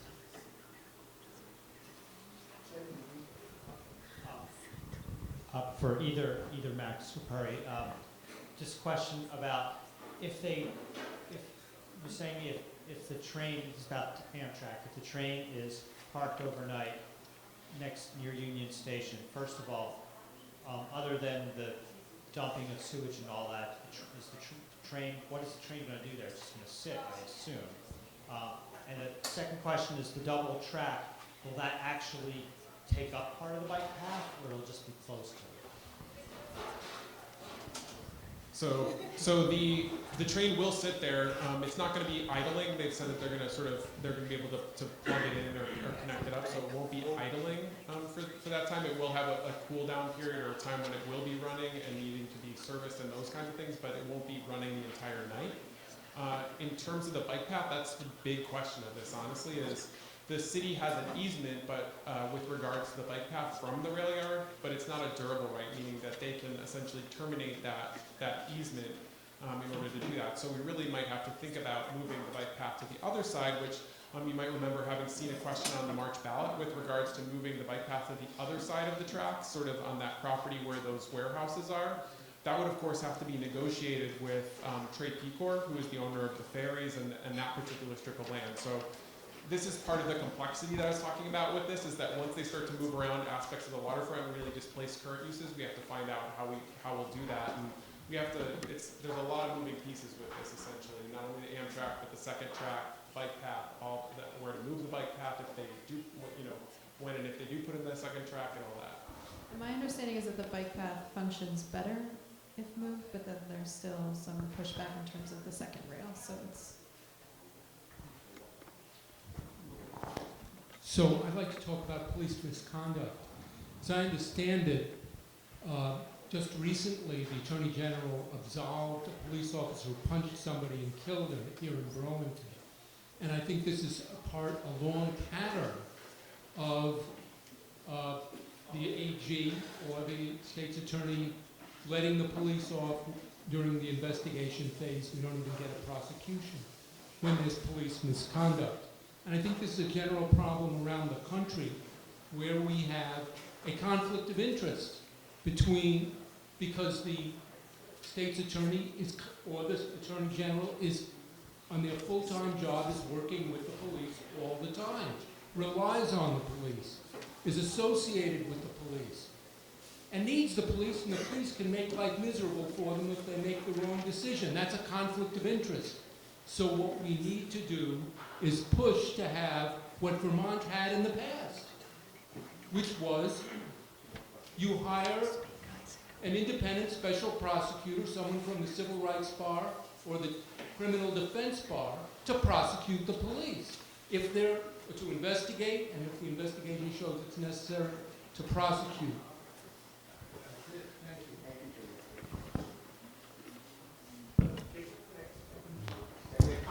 Hey, I've got a question about the new boat slips. Recently, the access to the new boat slips has been blocked off. And I'm wondering if there's going to be, if it's going to open again to public use, particularly the breakwater part. I really like the new boat slips, but I'm also I'm a little concerned with public access to the waterfront. Yeah, so one of the things that with the new the new boat slips is that they were supposed to have had public restrooms that they serviced. In that northern part of the waterfront where the new boat slips are, they're supposed to have public restrooms available, and they were supposed to be open at the time. Continue to follow up with them this summer. They just didn't get it done. What they've said that they're going to do is that for the next season they will have those public restrooms open, and then in addition to that, the wave attenuator, which is the aspect on the outer edge that I think you're talking about, Jake, that will be open as a promenade. So you'll be able to actually walk out on that and go out into sort of the harbor, which should be a really nice kind of public space. So that aspect will be open. I hadn't heard, did you say that, is it just the marina itself that's blocked, or is it the actual park, the Waterworks Park that's back there? I think that addresses my concerns. They haven't finished construction on that section that you're talking about, so that's why that's been closed. But I noticed they put up a gate on the other section, and I was concerned that they would have a gate on the part that they haven't finished. I don't know if you're talking about like south of the water treatment plant, that gate. So there is, you can still get to the new park and the marina and the old fishing pier. It was closed for a while they were under construction, but the gate that's the alleyway in between like the sort of more dilapidated looking building and the water treatment plant, that's the way to access it from like if you're coming off of Penny Lane to the street. Yeah. Does that answer your question? No, I think Max answered it. The wave attenuator, will we have access to?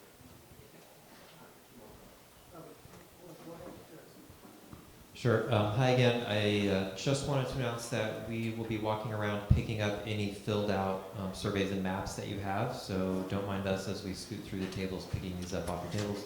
Thank you very much for your time and making some notes. I have a question. The Amtrak train, is it a push-pull, or is there a power unit on both ends of it, or does it have to back into a Y? Maybe Representative McCormick, Transportation Chair, can answer that. He's up next. I'm not sure about that. Maybe you can give him the mic and let him answer. Okay, either or, yeah. Yeah, can I do one more? Is there one more question? Any other questions? Okay.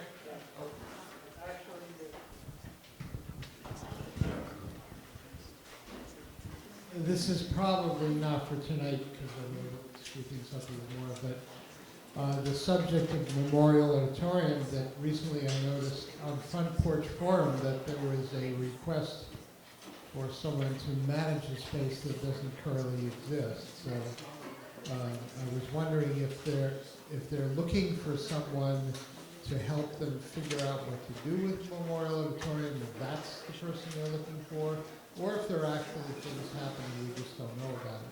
But this, the whole Memorial Auditorium thing's a whole other thing and can probably wait till next month, since I don't think it'll happen between now and then.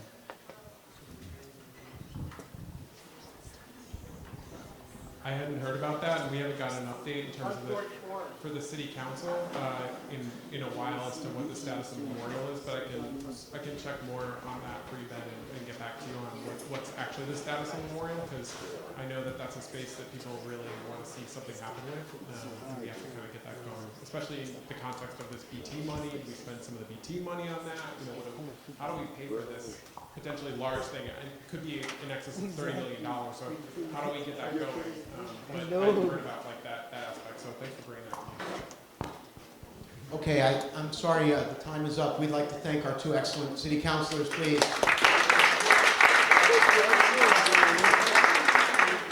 Now, I would just like to say a lot of questions came up about the railroad and also Memorial Auditorium. What we'll hope to do on the steering committee is dedicate a big chunk of time to both of those as perhaps for the next meeting or the meeting after.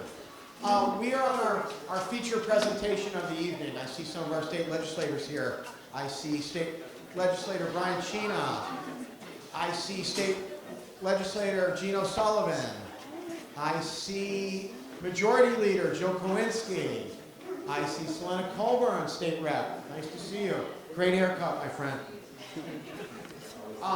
We're going to try to finish it up. We have 20 minutes. 10 minutes of presentation followed by 10 minutes of questions. And I just want to say, for those of you who are still here, you've made it this far, so you might as well put your name in the hat for the City Market gift certificate door prize and just stay till the end, because you're almost there.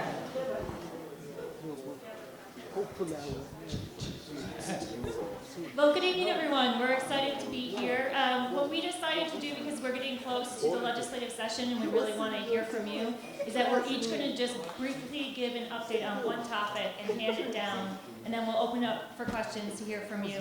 And we also have a legislative survey here for you to put your priorities down, so if you want to fill that out at some point, I don't want to take away from this presentation, but if you don't want to raise your hand, you can do it on paper. So I'm Representative Jill Krominski. I represent the Old North End in downtown Burlington with Kurt McCormick. And I'm going to give you a quick update on S54, which is the tax and regulation of marijuana bill. That bill passed the Senate, and it's now currently in the House. It's gone through one committee, our GovOps committee, on a really strong vote of 10 in favor, 1 opposed, and now it's in the Ways and Means Committee. What this bill does is it lays out how we will create a system to manage a tax and regulated system. So that talks about our highway safety. It talks about youth prevention. It talks about how people can get permits for it, how we pay for it, and then other things around environmental protection. I think that in consumer protection, some of the 2 issues that are currently out there right now is with the talk about climate change. When you're growing marijuana, it does take a lot of resources. So if we're going to be doing more to have an impact on our environment, how can we offset that? And then the other question out there is around highway safety and how we can just make sure that with potentially more usage of marijuana, that we're keeping our roads safe. So that's the status of the bill now, and I expect some version of that bill will be getting to the floor this session for a vote.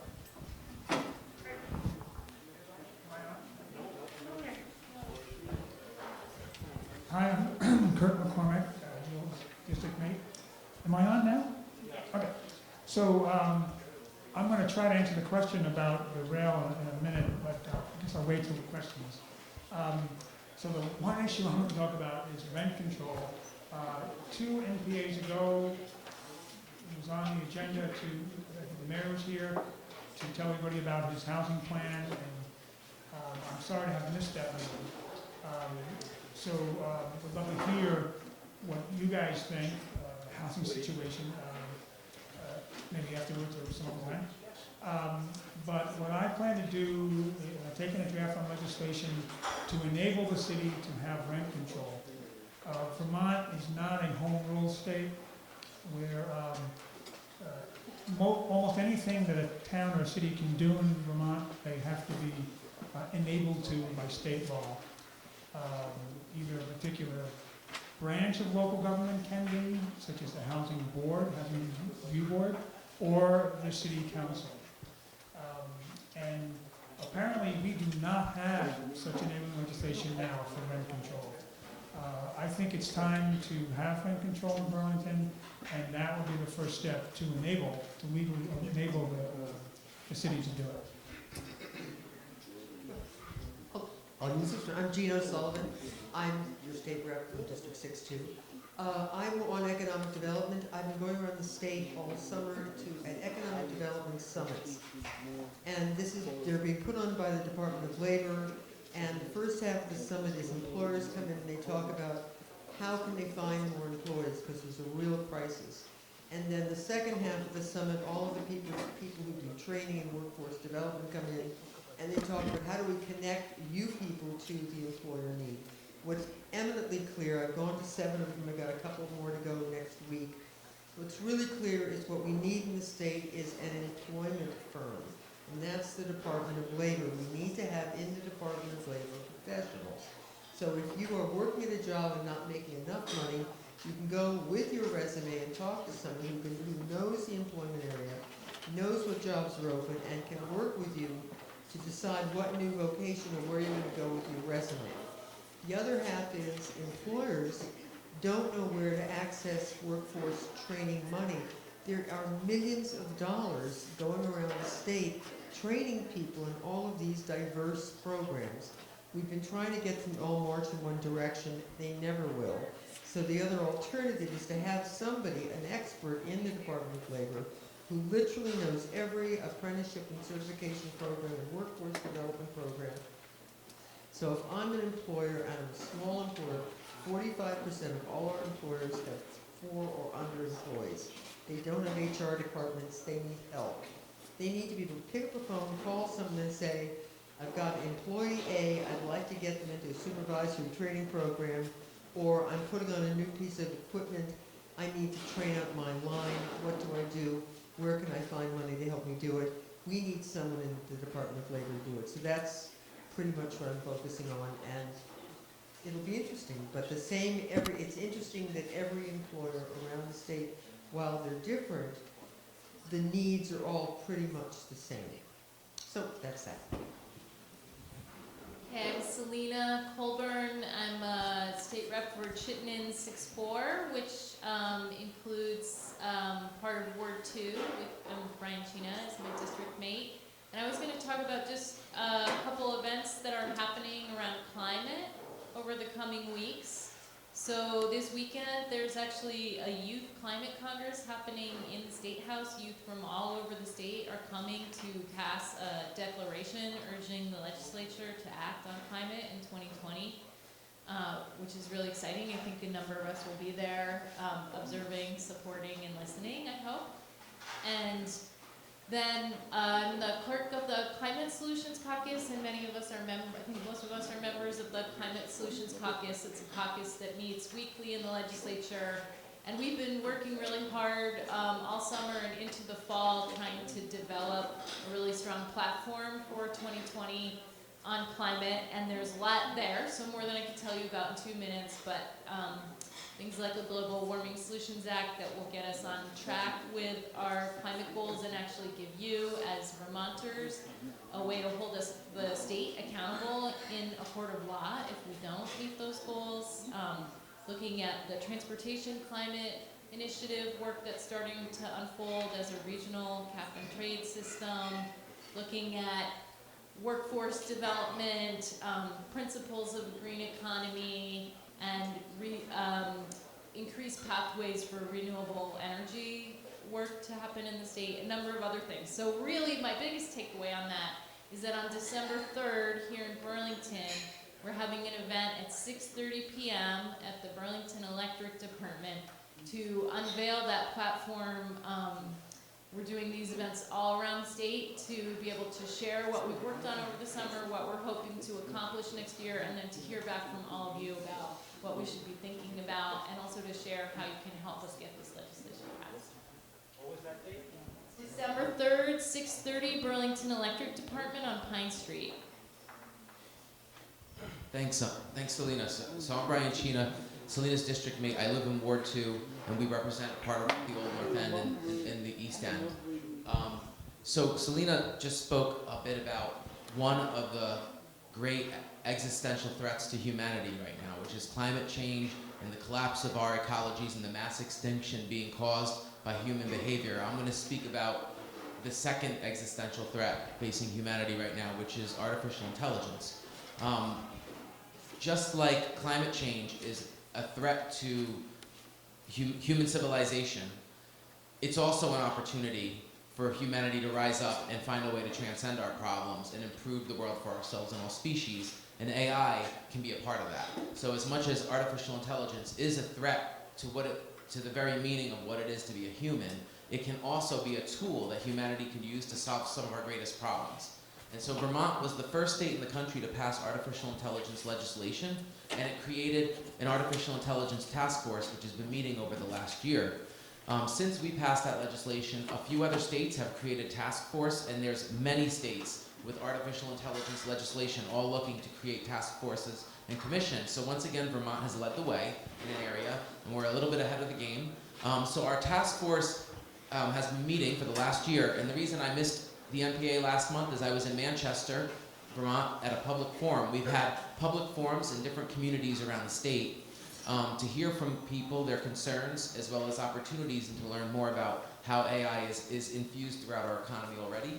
And the task force is going to have a report that's going to be finished at the beginning of January, presented to the legislature. It's going to go to the House Energy and Technology Committee and to the Senate Government Operations Committee. And that report will be public, and so sometime in January, it should be posted to the Agency of Commerce and Community Development's website. It'll also be posted on the legislature's website for the committees of jurisdiction once it's submitted to those committees. And I will give you, in my remaining 30 seconds, a little sneak preview of the report. And so the report has a lot of pieces to it. But generally, and the task force has one more meeting left to finalize our recommendations. So what I'm going to tell you are preliminary, unfinalized recommendations, and there could be like a dramatic change at the last minute if, you know, people lobby for certain things or if like additional information comes up or is exposed. But what we're looking at is the majority of if not the whole task force is agreeing on most things, which is that we need to continue investigating the field of artificial intelligence, that if we do not pay attention in an ongoing way, we're going to miss opportunities and we may miss harm before it's too late.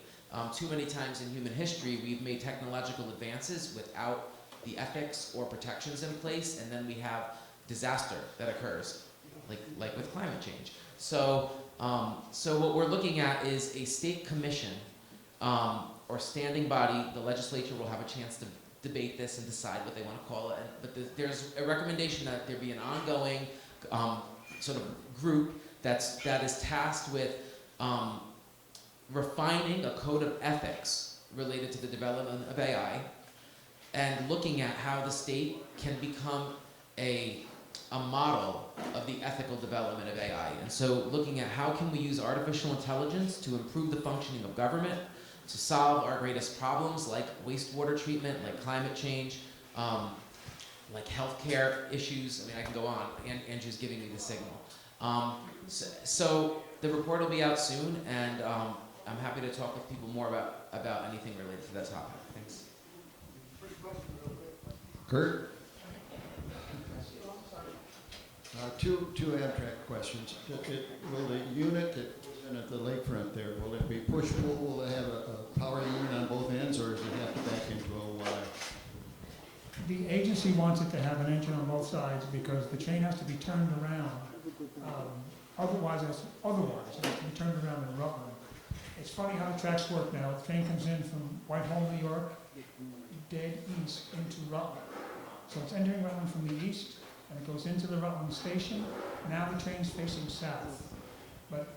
And right now, it sleeps. They turn it around, and they park it, and that's where it's serviced right now in Rutland. And the crew gets a hotel in Rutland.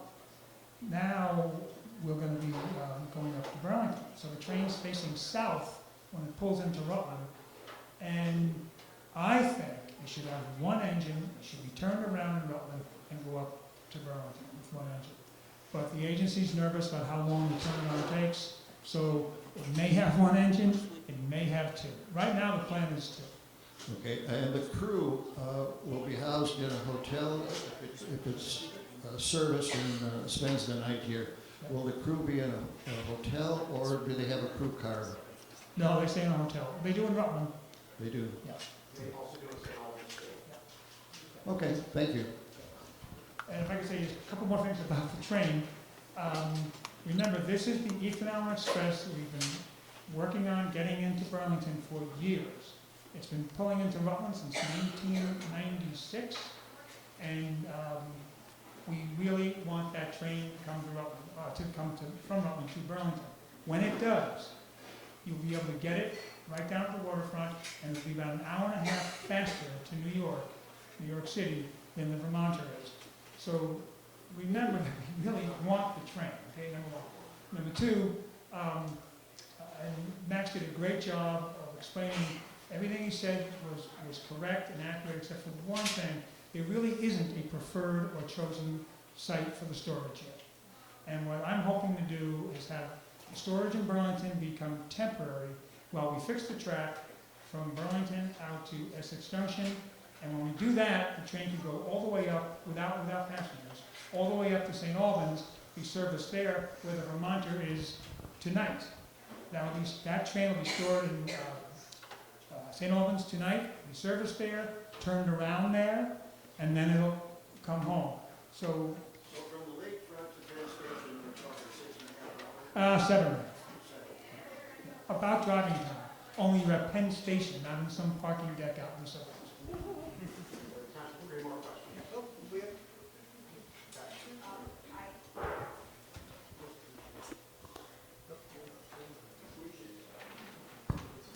Sorry, I had two things.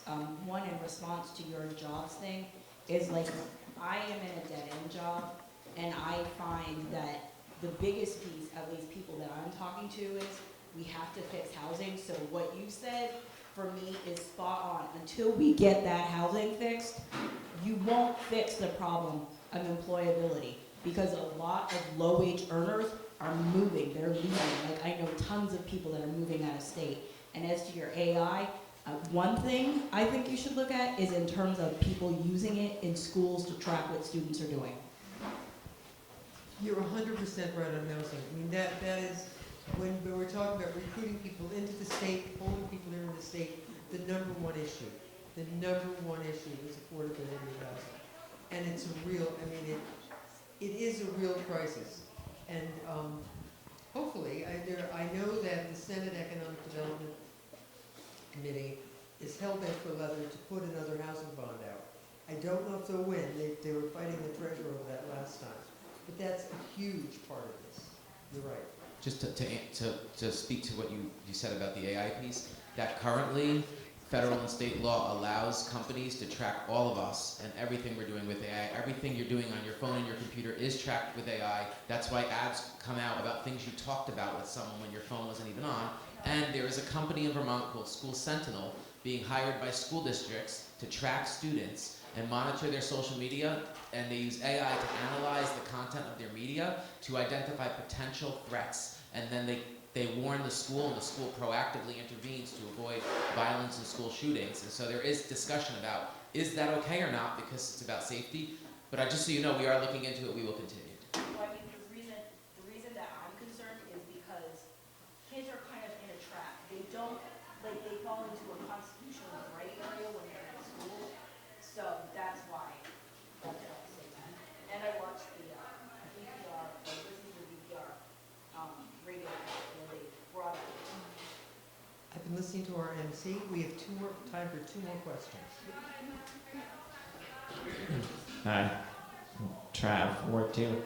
I'm excited for the climate plan that you're talking about. I'm wondering whether it'll be in line with the IPCC recommendations, and sort of what will a sustainable Vermont look like? Will we still have airports? How are we going to replace cars? Sort of, do you have a vision of what it's going to look like, and what is a fair greenhouse gas budget for us to continue to emit? Does it make sense around that? What do I have? I'll address your first question because I think that's the easiest one. I don't know. Okay, we keep going on and on. So this bill that we've been talking about, the Global Warming Solutions Act, we're looking at a kind of revision to that bill, and the idea would be that in the next couple years, in the next few years, we'd be trying to get ourselves on track with Paris goals, which are not as aggressive as the IPCC goals, but that we're like nowhere near meeting. But then by 2050, we would have much more aggressive goals. Yep, by 2050. Yeah. Yeah, 2050, and 2030, or 2030 too.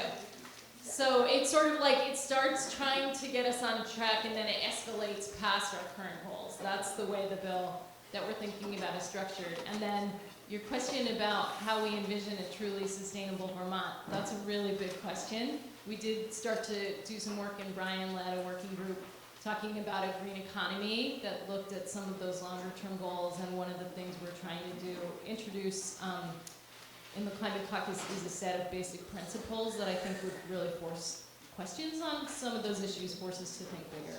So I'll just stop there, but there's a lot more we can talk about. No one has proposed eliminating airports yet, but if you have a pitch, I'm happy to hear it. Come December 3rd, and let's Yeah, talk come about December this. 3rd, and please raise questions and challenge us. Burlington Electric. 6:30 p.m., Burlington Electric Department on Pine Street. it's a climate solutions caucus roadshow about our 2020 platform. So come push and ask. Yeah. Yeah. We have time for one more question, please. I had a question I didn't get a chance to ask at the end of the legislative session, and I'm glad you're all back, which is really pretty pointed about the minimum wage, 50 minimum and paid family. We don't have home rule. It's hard to enact a minimum wage here in Burlington. As a nursing assistant who makes $13 an hour has had, it's hard to make ends meet, and a lot of people in the city are doing that, and I feel that I deserve a livable wage, and I think a lot of people in this city deserve a livable wage. So I was hoping, Jill and Kurt, if you could speak for the reason, and I know I've spoken a little bit to you about this, but I would like you to explain your votes on that, because I know at the amendment you did not vote in support of it, and then I'm wondering overall, in regards to $15 minimum and paid family, how are we going to get it passed? I know the governor doesn't support it, and that's frustrating, but we've worked really hard to build a coalition in the state. These are essential,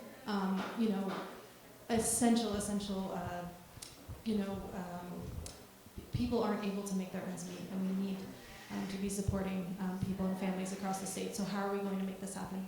Well, I totally agree with you. We absolutely need to have this, both of these laws, paid family, medical leave insurance, and minimum wage, get to the governor's office as soon as possible when we get back into session. We had some differences, frankly, with where the Senate is, their philosophy on how to act on these bills. So our goal is to find the strongest compromise possible to get to the governor that could possibly override it. And that's what we're working on right now. So what we have in the House that we just got back from the Senate is 12 weeks for maternity and 8 weeks for medical, and then voluntary personal time off for medical. And then the other bill that came back from the Senate on minimum wage raised the minimum wage over the course of 2 years, I think from 11 up to 11.20, and then the next year 12.20, and then after that it goes back to the current way that we have it set up now, which it goes back to CPI or 5%, whatever's lower. So the question is, where can we get the most compromise to get both of these two bills through both chambers to the governor? And we've been in conversations with the Senate, and we think that we have the strategy to get there. But it's going to take everyone coming to the table to be like, some of this is going to be a tough compromise, but we want to get this to the governor and hold him accountable. Because at the end of the day, we shouldn't be having it governed by veto overrides. We should have a governor who's actually going to support efforts to help families across Vermont. Okay, everyone, we're just down to our last couple minutes, please. I wanted to answer you also. I have an image. You asked how we imagine the future, and this is an image I have, a possible scenario that Vermont is a state that our actual emissions isn't the point, our leadership is.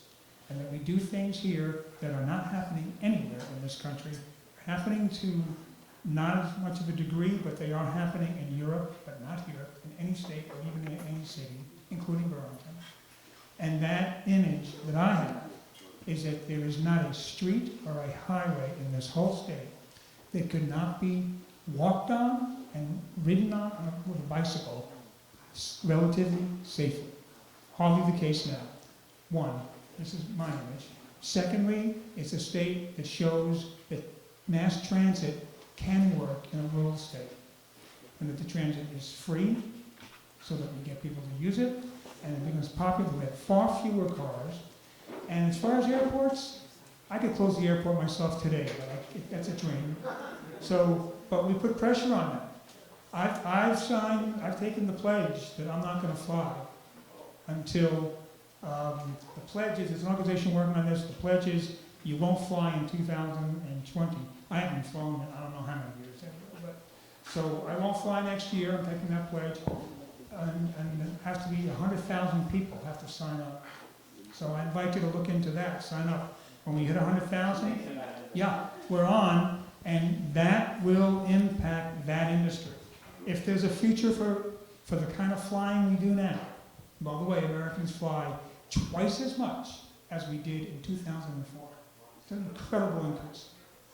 So there's an image for it. we would like to thank all our great state representatives. Thanks for staying late. Please stick around for the raffle. And I'd like to thank everyone for a really nice NPA tonight. Okay, so would one of you like to draw the raffle? Oh. I didn't write that, but I entered in it. I'm saying now.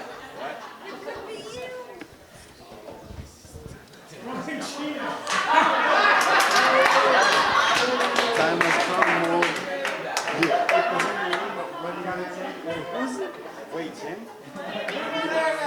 Wait, what? No. I feel bad that I won, so I am going to donate it to something.